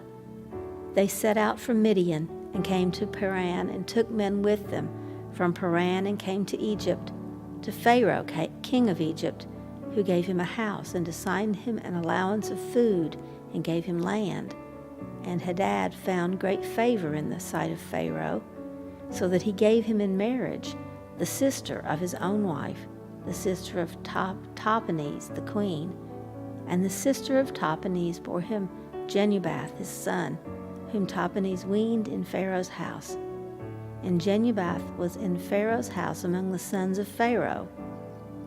But when Hadad heard in Egypt that David slept with his fathers, and that Joab the commander of the army was dead, Hadad said to Pharaoh, "Let me depart, that I may go to my own country." But Pharaoh said to him, "What have you lacked with me, that you are now seeking to go to your own country?" And he said to him, "Only let me depart." God also raised up as an adversary to him Rezon the son of Eliada, who had fled from his master Hadadezer, king of Zobah. And he gathered men about him and became leader of a marauding band after the killing by David. And they went to Damascus and lived there, and made him king in Damascus. He was an adversary of Israel all the days of Solomon, doing harm as Hadad did, and he loathed Israel and reigned over Syria. Jeroboam, the son of Nebat, an Ephraimite of Zeradah, a servant of Solomon, whose mother's name was Zeruiah, a widow, also lifted up his hand against the king. And this was the reason why he lifted up his hand against the king. Solomon built the Millo and closed up the breach of the city of David his father. The man Jeroboam was very able, and when Solomon saw that the young man was industrious, he gave him charge over all the forced labor of the house of Joseph. And at that time, when Jeroboam went out of Jerusalem, the prophet Ahijah the Shilonite found him on the road. Now Ahijah had dressed himself in a new garment, and the two of them were alone in the open country. Then Ahijah laid hold of the new garment that was on him and tore it into 12 pieces. And he said to Jeroboam, "Take for yourself 10 pieces, for thus says the Lord, the God of Israel, Behold, I am about to tear the kingdom from the hand of Solomon, and will give you 10 tribes, but he shall have 1 tribe, for the sake of my servant David, and for the sake of Jerusalem, the city that I have chosen out of all the tribes of Israel, because they have forsaken me and worshipped Ashtoreth, the goddess of the Sidonians, Chemosh, the god of Moab, and Milcom, the god of the Ammonites. And they have not walked in my ways, doing what is right in my sight, and keeping my statutes and my rules, as David his father did. Nevertheless, I will not take the whole kingdom out of his hand, but I will make him ruler all the days of his life, for the sake of David my servant, whom I chose, who kept my commandments and my statutes. But I will take the kingdom out of his son's hand, and will give it to you, 10 tribes. Yet to his son I will give 1 tribe, that David my servant may always have a lamp before me in Jerusalem, the city where I have chosen to put my name. And I will take you, and you shall reign over all that your soul desires. and you shall be king over Israel. And if you will listen to all that I command you, and will walk in my ways and do what is right in my eyes, by keeping my statutes and my commandments, as David my servant did, I will be with you, and I will build you a sure house, as I built for David, and I will give Israel to you. And I will afflict the offspring of David because of this, but not forever. Solomon sought therefore to kill Jeroboam, but Jeroboam arose and fled into Egypt to Shishak, king of Egypt, and was in Egypt until the death of Solomon. Now the rest of the acts of Solomon and all that he did and his wisdom, are they not written in the book of the acts of Solomon? And the time that Solomon reigned in Jerusalem over all Israel was 40 years. And Solomon slept with his fathers, and was buried in the city of David his father, and Rehoboam his son reigned in his place. Chapter 12, Rehoboam's folly. Rehoboam went to Shechem, for all Israel had come to Shechem to make him king. And as soon as Jeroboam the son of Nebat heard of it, for he was still in Egypt where he had fled from King Solomon, then Jeroboam returned from Egypt, and they sent and called him. And Jeroboam and all the assembly of Israel came and said to Rehoboam, Your father made our yoke heavy. Now therefore lighten the hard service of your father and his heavy yoke on us, and we will serve you. He said to them, Go away for 3 days, then come again to me. So the people went away. Then King Rehoboam took counsel with the old men who had stood before Solomon his father while he was yet alive, saying, How do you advise me to answer this people? And they said to him, If you will be a servant to this people today and serve them, and speak good words to them when you answer them, then they will be your servants forever. But he abandoned the counsel that the old men gave him, and took counsel with the young men who had grown up with him, and stood before him. And he said to them, What do you advise that we answer this people who have said to me, Lighten the yoke that your father put on us? And the young men who had grown up with him said to him, Thus shall you speak to this people who said to you, Your father made our yoke heavy, but you lighten it for us. Thus you shall say to them, My little finger is thicker than my father's thighs. And now, whereas my father laid on you a heavy yoke, I will add to your yoke. My father disciplined you with whips, but I will discipline you with scorpions. So Jeroboam and all the people came to Rehoboam the 3rd day, as the king said, Come to me again the 3rd day. And the king answered the people harshly, and forsaking the counsel that the old men had given him, he spoke to them according to the counsel of the young men, saying, My father made your yoke heavy, but I will add to your yoke. My father disciplined you with whips, but I will discipline you with scorpions. So the king did not listen to the people, for it was a turn of affairs brought about by the Lord, that he might fulfill his word, which the Lord spoke by Ahijah the Shilonite to Jeroboam the son of Nebat. The kingdom divided. And when all Israel saw that the king did not listen to them, the people answered the king, What portion do we have in David? We have no inheritance in the son of Jesse. To your tents, O Israel, look now to your own house, David. So Israel went to their tents. But Rehoboam reigned over the people of Israel who lived in the cities of Judah. Then King Rehoboam sent Adoram, who was taskmaster over the forced labor, and all Israel stoned him to death with stones. And King Rehoboam hurried to mount his chariot to flee to Jerusalem. So Israel has been in rebellion against the house of David to this day.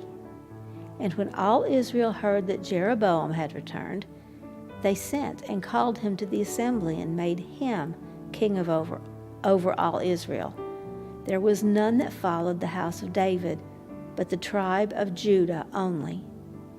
When Rehoboam came to Jerusalem, he assembled all the house of Judah and the tribe of Benjamin, 180,000 chosen warriors, to fight against the house of Israel, to restore the kingdom to Rehoboam the son of Solomon. But the word of God came to Shemaiah, the man of God. Say to Rehoboam, the son of Solomon, king of Judah, and to all the house of Judah and Benjamin, and to the rest of the people, thus says the Lord, you shall not go up or fight against your relatives, the people of Israel. Every man return to his home, for this thing is from me. So they listened to the word of the Lord and went home again, according to the word of the Lord. Jeroboam's golden calves. Then Jeroboam built Shechem in the hill country of Ephraim and lived there. And he went out from there and built Penuel. And Jeroboam said in his heart, now the kingdom will turn back to the house of David. If this people go up to offer sacrifices in the temple of the Lord at Jerusalem, then the heart of this people will turn against their Lord to Rehoboam, king of Judah, and they will kill me and return to Rehoboam, king of Judah. So the king took counsel and made 2 calves of gold. And he said to the people, you have gone up to Jerusalem long enough. Behold your gods, O Israel, who brought you up out of the land of Egypt. And he set one in Bethel, and the other he put in Dan. Then this thing became a sin, for the people went as far as Dan to be before one. He also made temples on high places, and appointed priests from among all the people who were not of the Levites. And Jeroboam appointed a feast on the 15th day of the 8th month, like the feast that was in Judah, and he offered sacrifices on the altar. But he did so in Bethel, sacrificing to the calves that he made. And he placed in Bethel the priests of the high places that he had made. He went up to the altar that he had made in Bethel on the 15th day in the 8th month, in the month that he had devised from his own heart. And he instituted a feast for the people of Israel and went up to the altar to make offerings. A man of God confronts Jeroboam. And behold, a man of God came out of Judah by the word of the Lord to Bethel. Jeroboam was standing by the altar to make offerings. And the man cried against the altar by the word of the Lord and said, O altar, altar, thus says the Lord, behold, a son shall be born to the house of David, Josiah by name, and he shall sacrifice on you the priests of the high places who make offerings on you, and human bones shall be burned on you.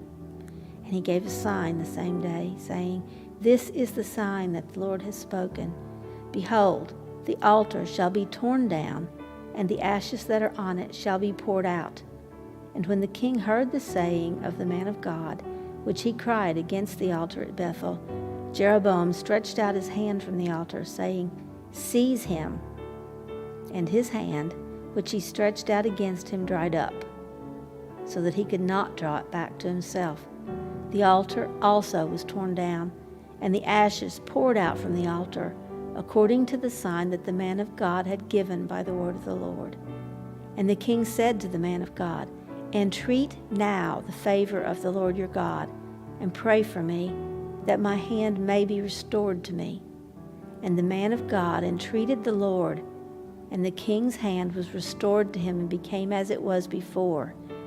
And the king said to the man of God, Come home with me and refresh yourself, and I will give you a reward. And the man of God said to the king, If you give me half your house, I will not go in with you. And I will not eat bread or drink water in this place. For so it commanded me by the word of the Lord, saying, You shall neither eat bread nor drink water, nor return by the way that you came. And so he went another way, and did not return by the way that he came to Bethel. The prophet's disobedience. Now an old prophet lived in Bethel, and his sons came and told him all that the man of God had done that day in Bethel. They also told to their father the words that he had spoken to the king, and their father said to them, Which way did he go?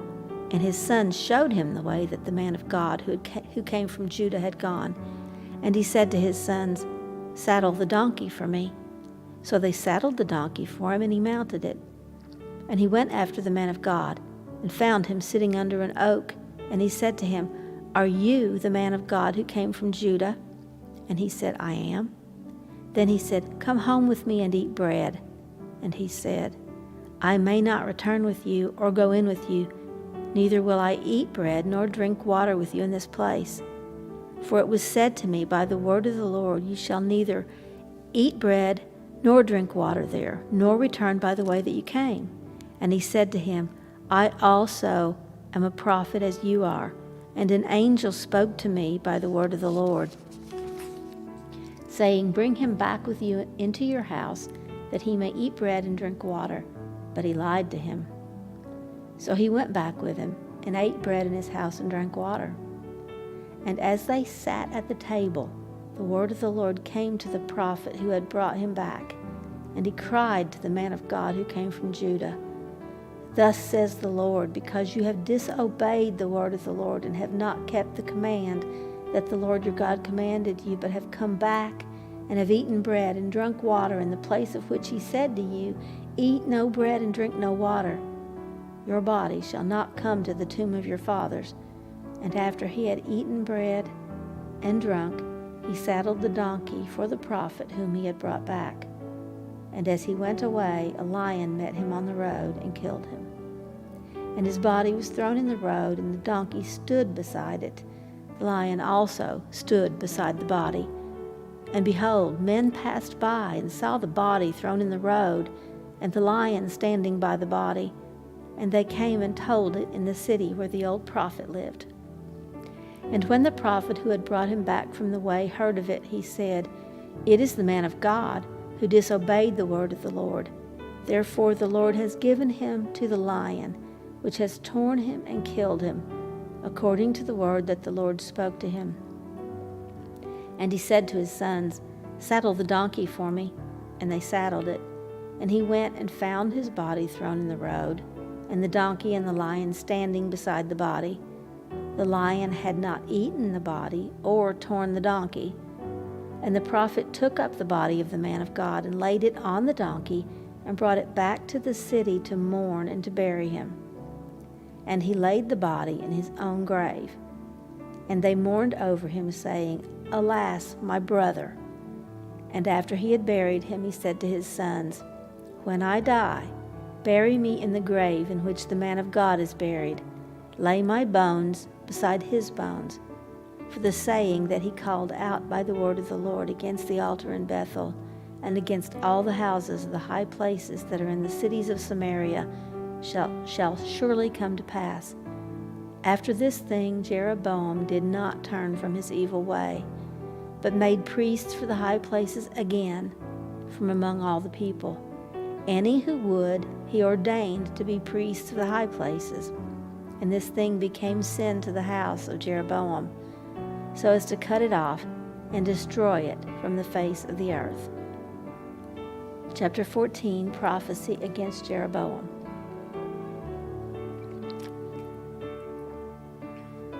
At that time, Abijah, the son of Jeroboam, fell sick. And Jeroboam said to his wife, Arise and disguise yourself, that it not be known that you are the wife of Jeroboam, and go to Shiloh. Behold, Ahijah the prophet is there, who said of me that I should be king over this people. Take with you 10 loaves, some cakes, a jar of honey, and go to him. He will tell you what shall happen to the child. Jeroboam's wife did so. She arose and went to Shiloh and came to the house of Ahijah. Now Ahijah could not see, for his eyes were dim because of his age. And the Lord said to Ahijah, Behold, the wife of Jeroboam is coming to inquire of you concerning her son, for he is sick. Thus and thus shall you say to her. When she came, she pretended to be another woman. But when Ahijah heard the sound of her feet as she came in at the door, he said, Come in, wife of Jeroboam. Why do you pretend to be another? For I am charged with unbearable news for you. Go tell Jeroboam, Thus says the Lord, the God of Israel, because I exalted you from among the people, and made you leader over my people Israel, and tore the kingdom away from the house of David, and gave it to you. And yet you have not been like my servant David, who kept my commandments and followed me with all his heart, doing only that which was right in my eyes. But you have done evil above all who were before you, and have gone and made for yourself other gods and metal images, provoking me to anger, and have cast me behind your back. Therefore, behold, I will bring harm upon the house of Jeroboam, and will cut off from Jeroboam every male, both bond and free in Israel, and will burn up the house of Jeroboam, as a man burns up dung until it is all gone. Anyone belonging to Jeroboam who dies in the city, the dogs shall eat. And anyone who dies in the open country, the birds of the heavens shall eat. For the Lord has spoken it.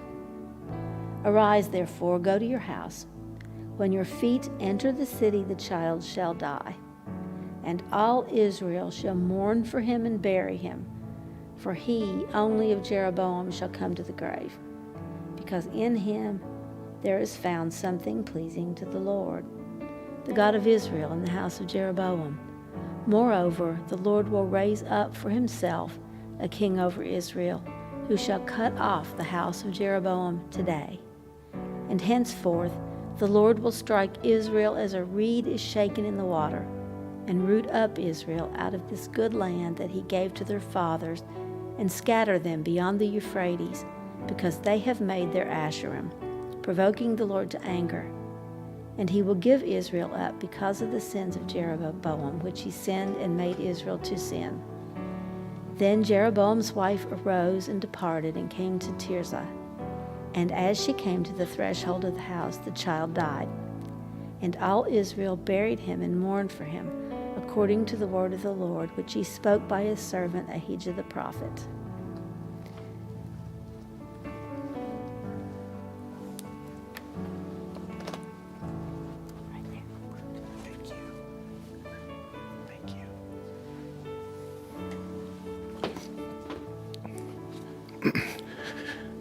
Now the rest of the acts of Jeroboam, how he warred and how he reigned, behold, they are written in the book of the Chronicles of Kings of Israel.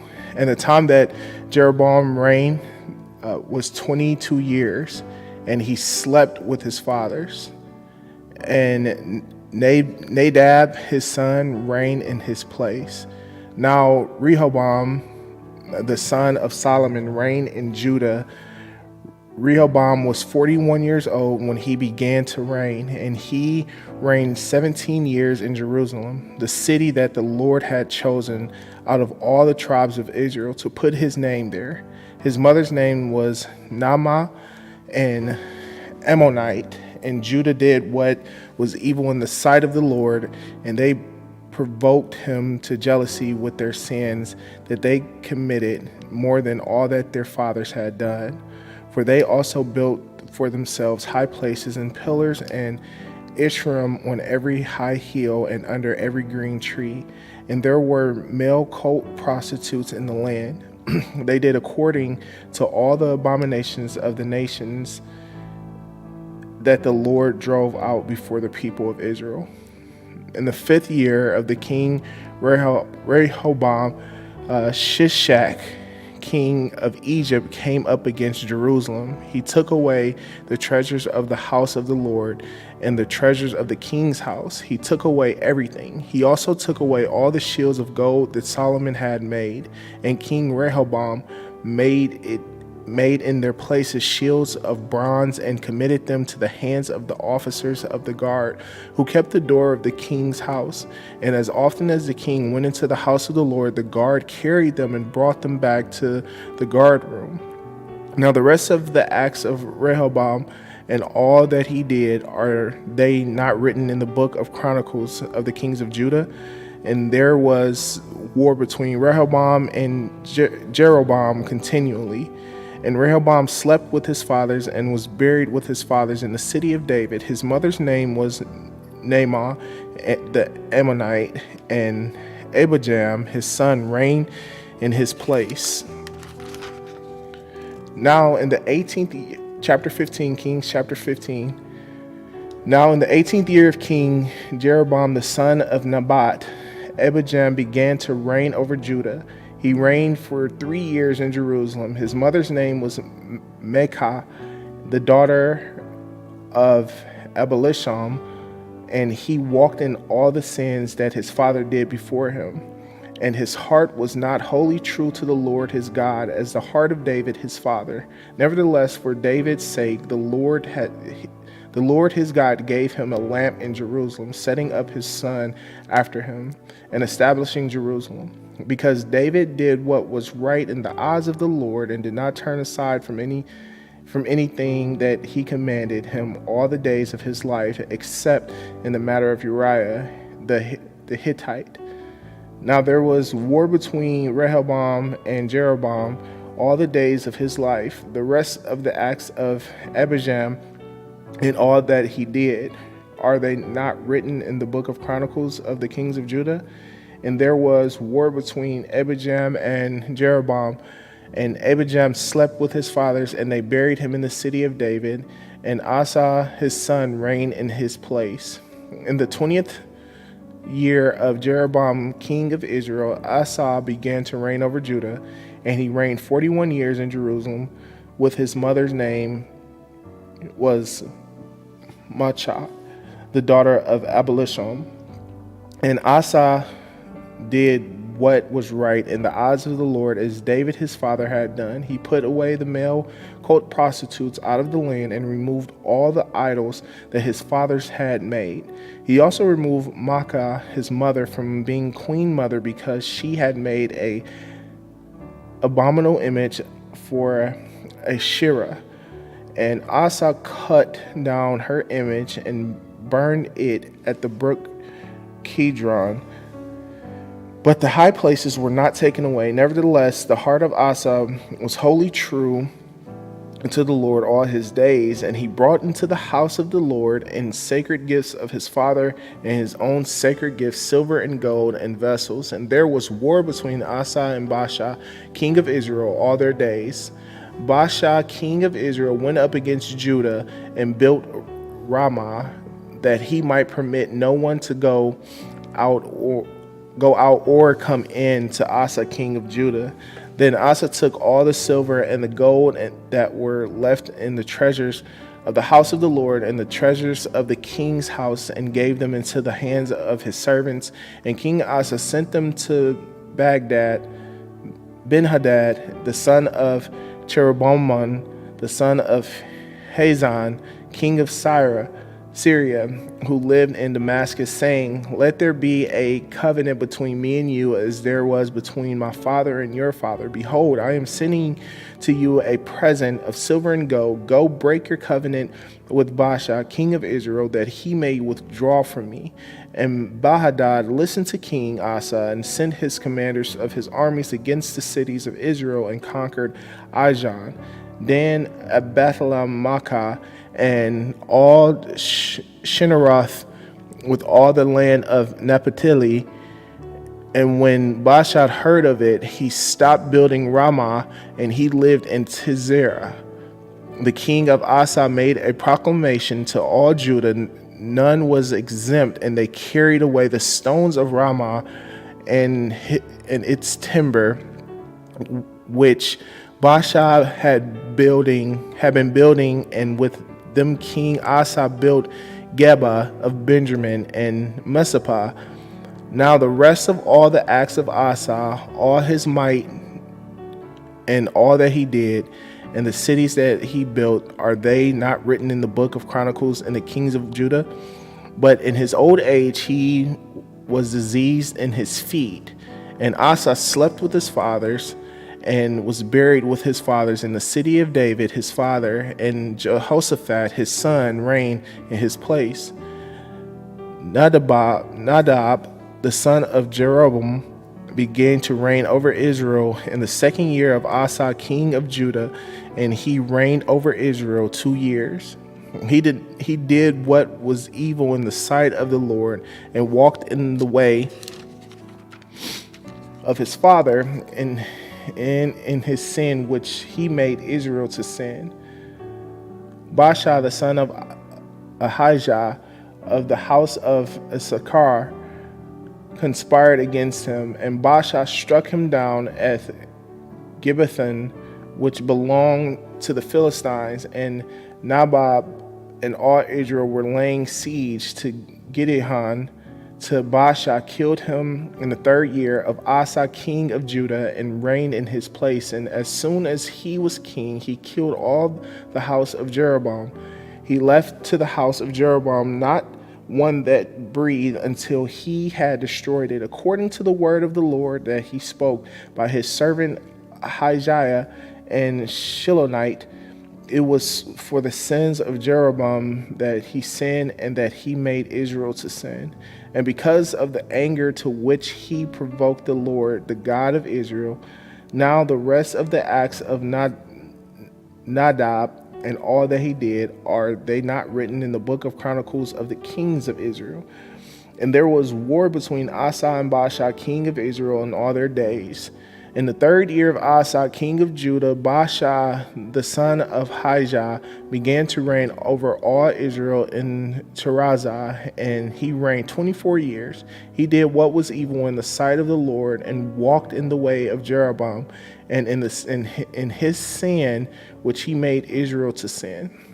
And the word of the Lord came to Jehu, the son of Hanani, against Baasha, saying, since I exalted you out of the dust and made you leader over my people Israel, and you have walked in the way of Jeroboam, and have made my people Israel to sin, provoking me to anger with their sins, behold, I will utterly sweep away Baasha and his house, and I will make your house like the house of Jeroboam, the son of Nebat.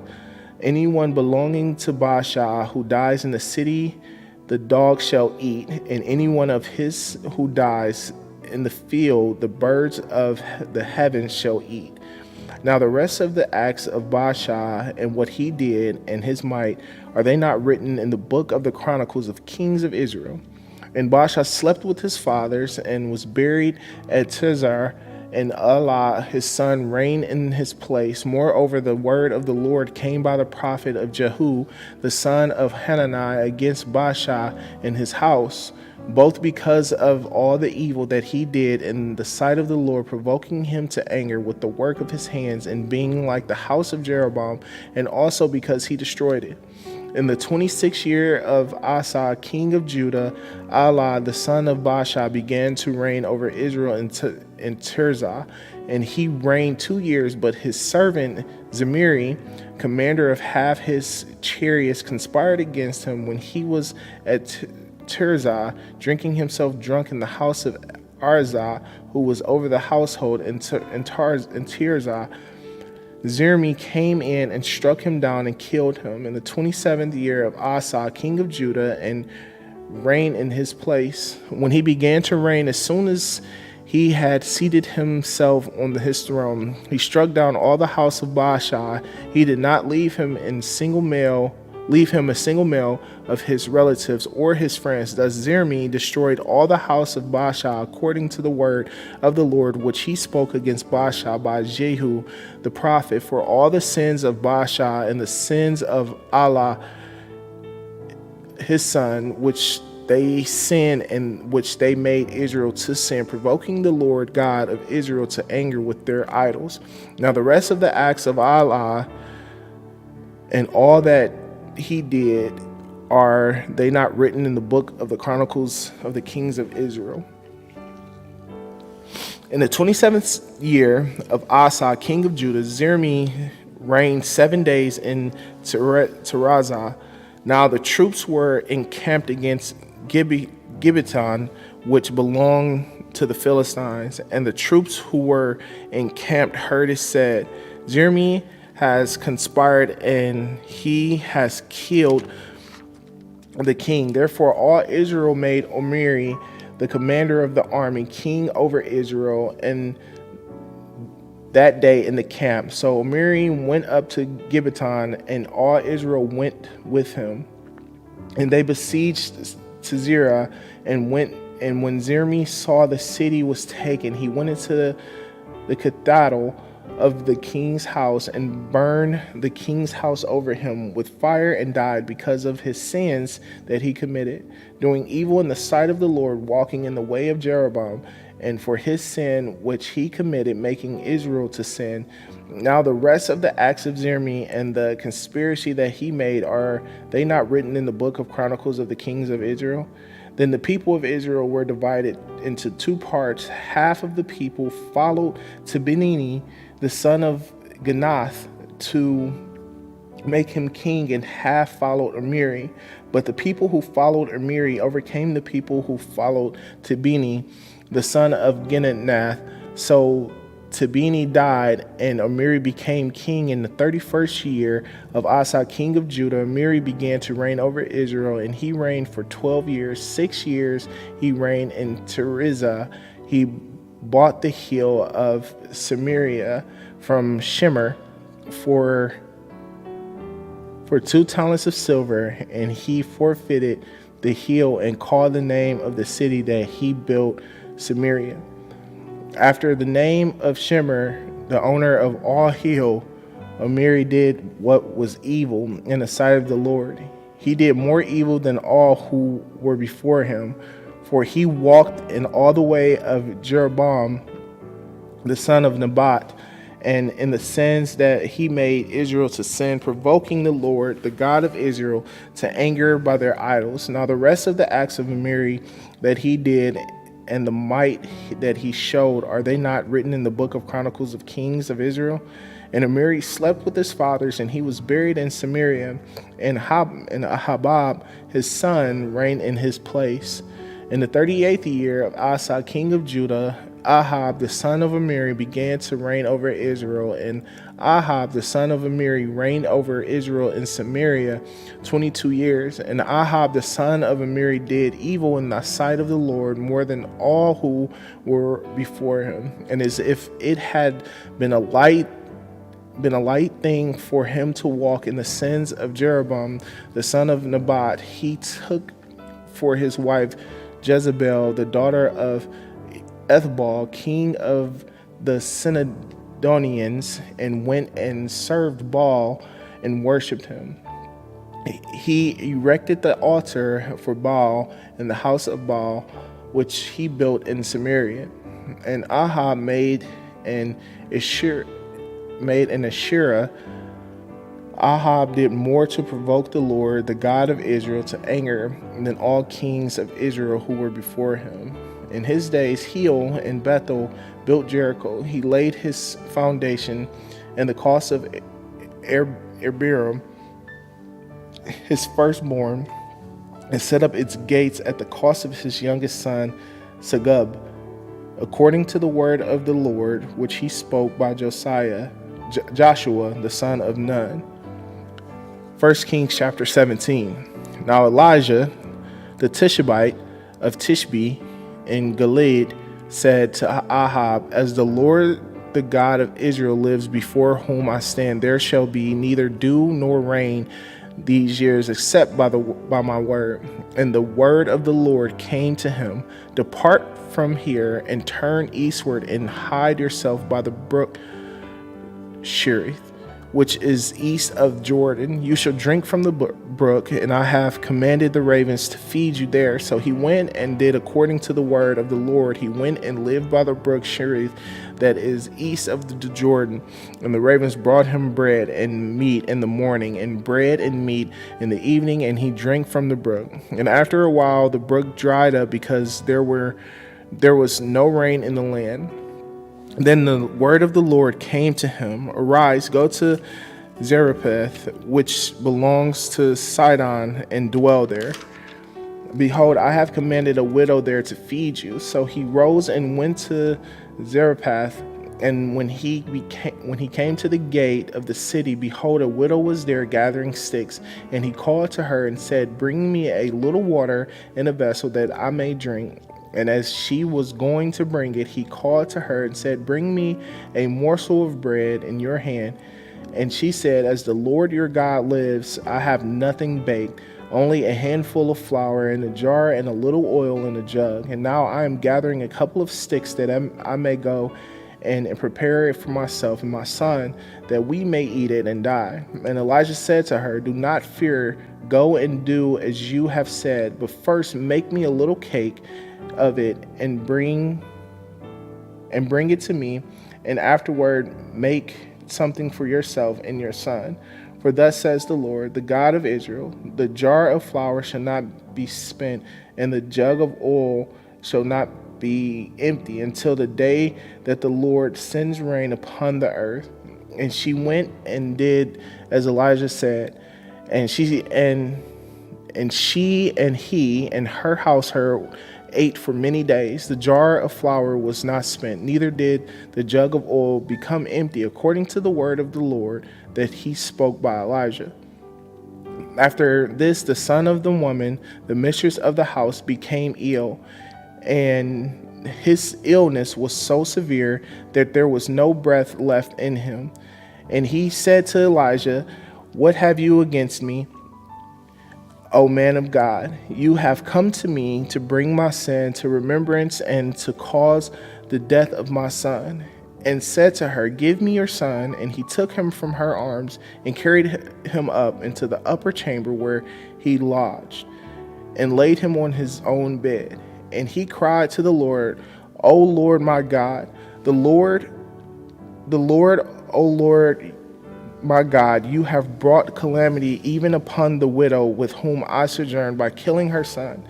Then he stretched himself upon the child 3 times and cried to the Lord, O Lord my God, let this child's life come into him again. And the Lord listened to the voice of Elijah, and the life of the child came into him again, and he revived. And Elijah took the child and brought him down from the upper chamber into the house and delivered him to his mother. And Elijah said, see, your son lives. And the woman said to Elijah, now I know that you are a man of God, and that the word of the Lord is in your mouth is the truth. 1 Kings chapter 18. After many days, the word of the Lord came to Elijah in the 3rd year, saying, go, show yourself to Ahab, and I will send rain upon the earth. So Elijah went to show himself to Ahab. Now the famine was severe in Samaria. And Ahab called Obadiah, who was over the household. Now Obadiah feared the Lord greatly. And when Jezebel cut off the prophets of the Lord, Obadiah took 100 prophets and hid them by 50s in a cave and fed them with bread and water. And Ahab said to Obadiah, go through the land to all the springs for water and to all the valleys. Perhaps we may find grass and save the horses and mules alive, and not lose some of the animals. So they divided the land between them to pass through it. Ahab went in one direction by himself, and Obadiah went into another direction by himself. And as Obadiah was on the way, behold, Elijah met him. And Obadiah recognized him and fell on his face and said, it is you, my lord Elijah. And he answered him, it is I. Go tell your Lord, behold, Elijah is here. And he said, how have I sinned that you would give your servant into the hand of Ahab to kill me? As the Lord your God lives, there is no nation or kingdom where my Lord has not sent to seek you. And when they would say, he is not here, he would take an oath of the kingdom or nation that they had not found you. And now you say, go tell your Lord, behold, Elijah is here. And as soon as I have gone from you, the Spirit of the Lord will carry you. I know not where. And so when I come and tell Ahab and he cannot find you, he will kill me. Although I, your servant, have feared the Lord from my youth, has it not been told my Lord what I did when Jezebel killed the prophet of the Lord? How I hid 100 men of the Lord's prophets by 50s in a cave and fed them with bread and water. And now you say, go and tell your Lord, behold, Elijah is here, and he will kill me. And Elijah said, as the Lord of hosts lives, before whom I stand, I will surely show myself to him today. So Obadiah went to meet Ahab and told him, and Ahab went to meet Elijah. When Ahab saw Elijah, Ahab said to him, is it you, you troubler of Israel? And he answered, I have not troubled Israel, but you have, and your father's house, because you have abandoned the commandments of the Lord and followed the Baals. Now, therefore, send and gather all Israel to meet at Mount Carmel, and the 450 prophets of Baal, and the 400 prophets of Asherah, who eat Jezebel's table. So Ahab sent to all the people of Israel and gathered the prophets together at Mount Carmel. And Elijah came near to all the people and said, how long will you go limping between two different opinions? If the Lord is God, follow him. But if Baal, then follow him. And the people did not answer him a word. Then Elijah said to the people, I only am left a prophet of the Lord, but Baal's prophets are 450 men. Let 2 bulls be given to us, and let them choose 1 bull for themselves and cut it in pieces and lay it on the wood, but put no fire to it. And I will prepare the other bull and lay it on the wood and put fire to it. And you call upon the name of your God, and I will call upon the name of the Lord, and the God who answers by fire, he is God. And all the people answered, it is well spoken. Then Elijah said to the prophets of Baal, choose yourselves 1 bull and prepare it first, for you are many, and call upon the name of your God, but put no fire to it. And they took the bull that was given them, and they prepared it and called upon the name of Baal from morning until noon, saying, O Baal, answer us. But there was no voice, and no one answered, and they limped around the altar that they had made. And at noon Elijah mocked them, saying, cry aloud, for he is a god. Either he is mussing, or he is relieving himself, or he is on a journey, or perhaps he is asleep and must be awakened. And they cried aloud and cut themselves after their custom with swords and lances until the blood gushed out upon them. And as midday passed, they raved on until the time of the offering of the oblation, but there was no voice. No one answered, no one paid attention. Then Elijah said to all the people, come near to me. And all the people came near to him, and he repaired the altar of the Lord that had been thrown down. Elijah took 12 stones according to the number of the tribes of the sons of Jacob, to whom the word of the Lord came, saying, Israel shall be your name. And with the stones he built an altar in the name of the Lord. And he made a trench about the altar, as great as would contain 2 seahs of seed. And he put the wood in order, and cut the bull in pieces, and laid it on the wood, and said, fill flour jars with water, and pour it on the burnt offering and on the wood. And he said, do it a second time. And they did it a second time. And he said, do it a third time. And they did it a third time. And the water ran around the altar and filled the trench also with water. And at the time of the offering of the oblation, Elijah the prophet came near and said, O Lord, God of Abraham, Isaac, and Israel, let it be known this day that you are God in Israel, and that I am your servant, and that I have done all these things at your word. Answer me, O Lord, answer me, that this people may know that you, O Lord, are God, and that you have turned their hearts back. Then the fire of the Lord fell and consumed the burnt offering, and the wood, and the stones, and the dust, and licked up the water that was in the trench. And when all the people saw it, they fell on their faces and said, the Lord, he is God, the Lord, he is God. And Elijah said to them, seize the prophets of Baal, let not one of them escape.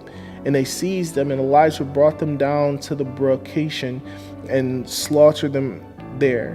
And Elijah said to Ahab, go up, eat and drink, for there is a sound of the rushing of rain. So Ahab went up to eat and to drink, and Elijah went up to the top of the Mount Carmel, and he bowed himself down on the earth and put his face between his knees. And he said to his servant, "Go up now, look toward the sea."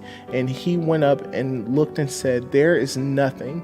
And he said, "Go again 7 times. And at the 7th time he said, "Behold, a little cloud like a man's hand is rising from the sea." And he said, "Go up and say to Ahab, prepare your chariot and go down, lest the rain stop you." And in a little while the heavens grew black with clouds and wind, and there was a great rain.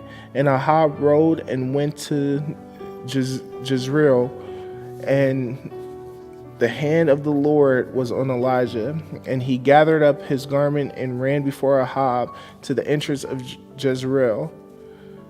1 Kings chapter 19. Ahab told Jezebel all that Elijah had done and how he had killed all the prophets with the sword. Then Jezebel sent a messenger to Elijah saying, "So may the gods do to me, and more so, if I do not make your life as the life of one of them by this time tomorrow." Then he was afraid, and he arose and ran for his life and came to Beersheba, which belongs to Judah, and left his servant there. But he himself went a day's journey into the wilderness and came and sat down under a broom tree. And he asked that he might die, saying, "It is enough. Now, O Lord, take away my life, for I am no better than my fathers." And he lay down and slept under a broom tree. And behold, an angel touched him and said to him, "Arise and eat." And he looked, and behold, there was at his head a cake baked on hot stones and a jar of water. And he ate and drank and lay down again. And the angel of the Lord came again the 2nd time and touched him and said, "Arise and eat, for the journey is too great for you." And he arose and ate and drank and went in the strength of that food 40 days and 40 nights to Horeb, the mount of God. There he came to a cave and lodged in it. And behold, the word of the Lord came to him, and he said to him, "What are you doing there, Elijah?" He said, "I have been very jealous for the Lord, the God of hosts, for the people of Israel have forsaken your covenant, thrown down your altars, and killed your prophets with the sword. And I, even I, only am left, and they seek my life to take it away." And he said, "Go out and stand on the mount before the Lord." And behold, the Lord passed by, and the great and strong wind tore the mountains and broke in pieces the rocks before the Lord, but the Lord was not in the wind. And after the wind, an earthquake, but the Lord was not in the earthquake. And after the earthquake, fire, but the Lord was not in the fire. And after the fire, the sound of the low whisper. And when Elijah heard it, he wrapped his face in his cloak and went out and stood at the entrance of the cave. And behold, there came a voice to him and said, "What are you doing here, Elijah?" He said, "I have been very jealous for the Lord, the God of hosts, for the people of Israel have forsaken your covenant, thrown down your altars, and killed your prophets with the sword. And I, even only I, am left, and they seek my life to take it away." And the Lord said to him, "Go return on your way to the wilderness of Damascus, and when you arrive, you shall anoint Hazael to be king over Syria, and Jehu, the son of Nishmi, shall anoint to be king over Israel, and Elisha, the son of Shaphat, and Ebelaham, you shall anoint to be prophet in your place. And the one who escapes from the sword of Hazael shall Jehu put to death, and the one who escapes from the sword of Jehu shall Elijah put to death. Yet I will leave 7,000 in Israel, all the knees that have not bowed to Baal, and every mouth that has not kissed him." So he departed from there and found Elisha, the son of Shaphat, who was plowing with 12 yoke of oxen in front of him, and he was with the 12. Elijah passed by him and cast his cloak upon him, and he left the oxen and ran after Elijah and said, "Let me kiss my father and my mother, and then I will follow you." And he said to him, Go back again, for what have I done to you? And he returned from following him and took the yoke of oxen and sacrificed them and boiled their flesh with the yokes of the oxen and gave it to the people, and they ate.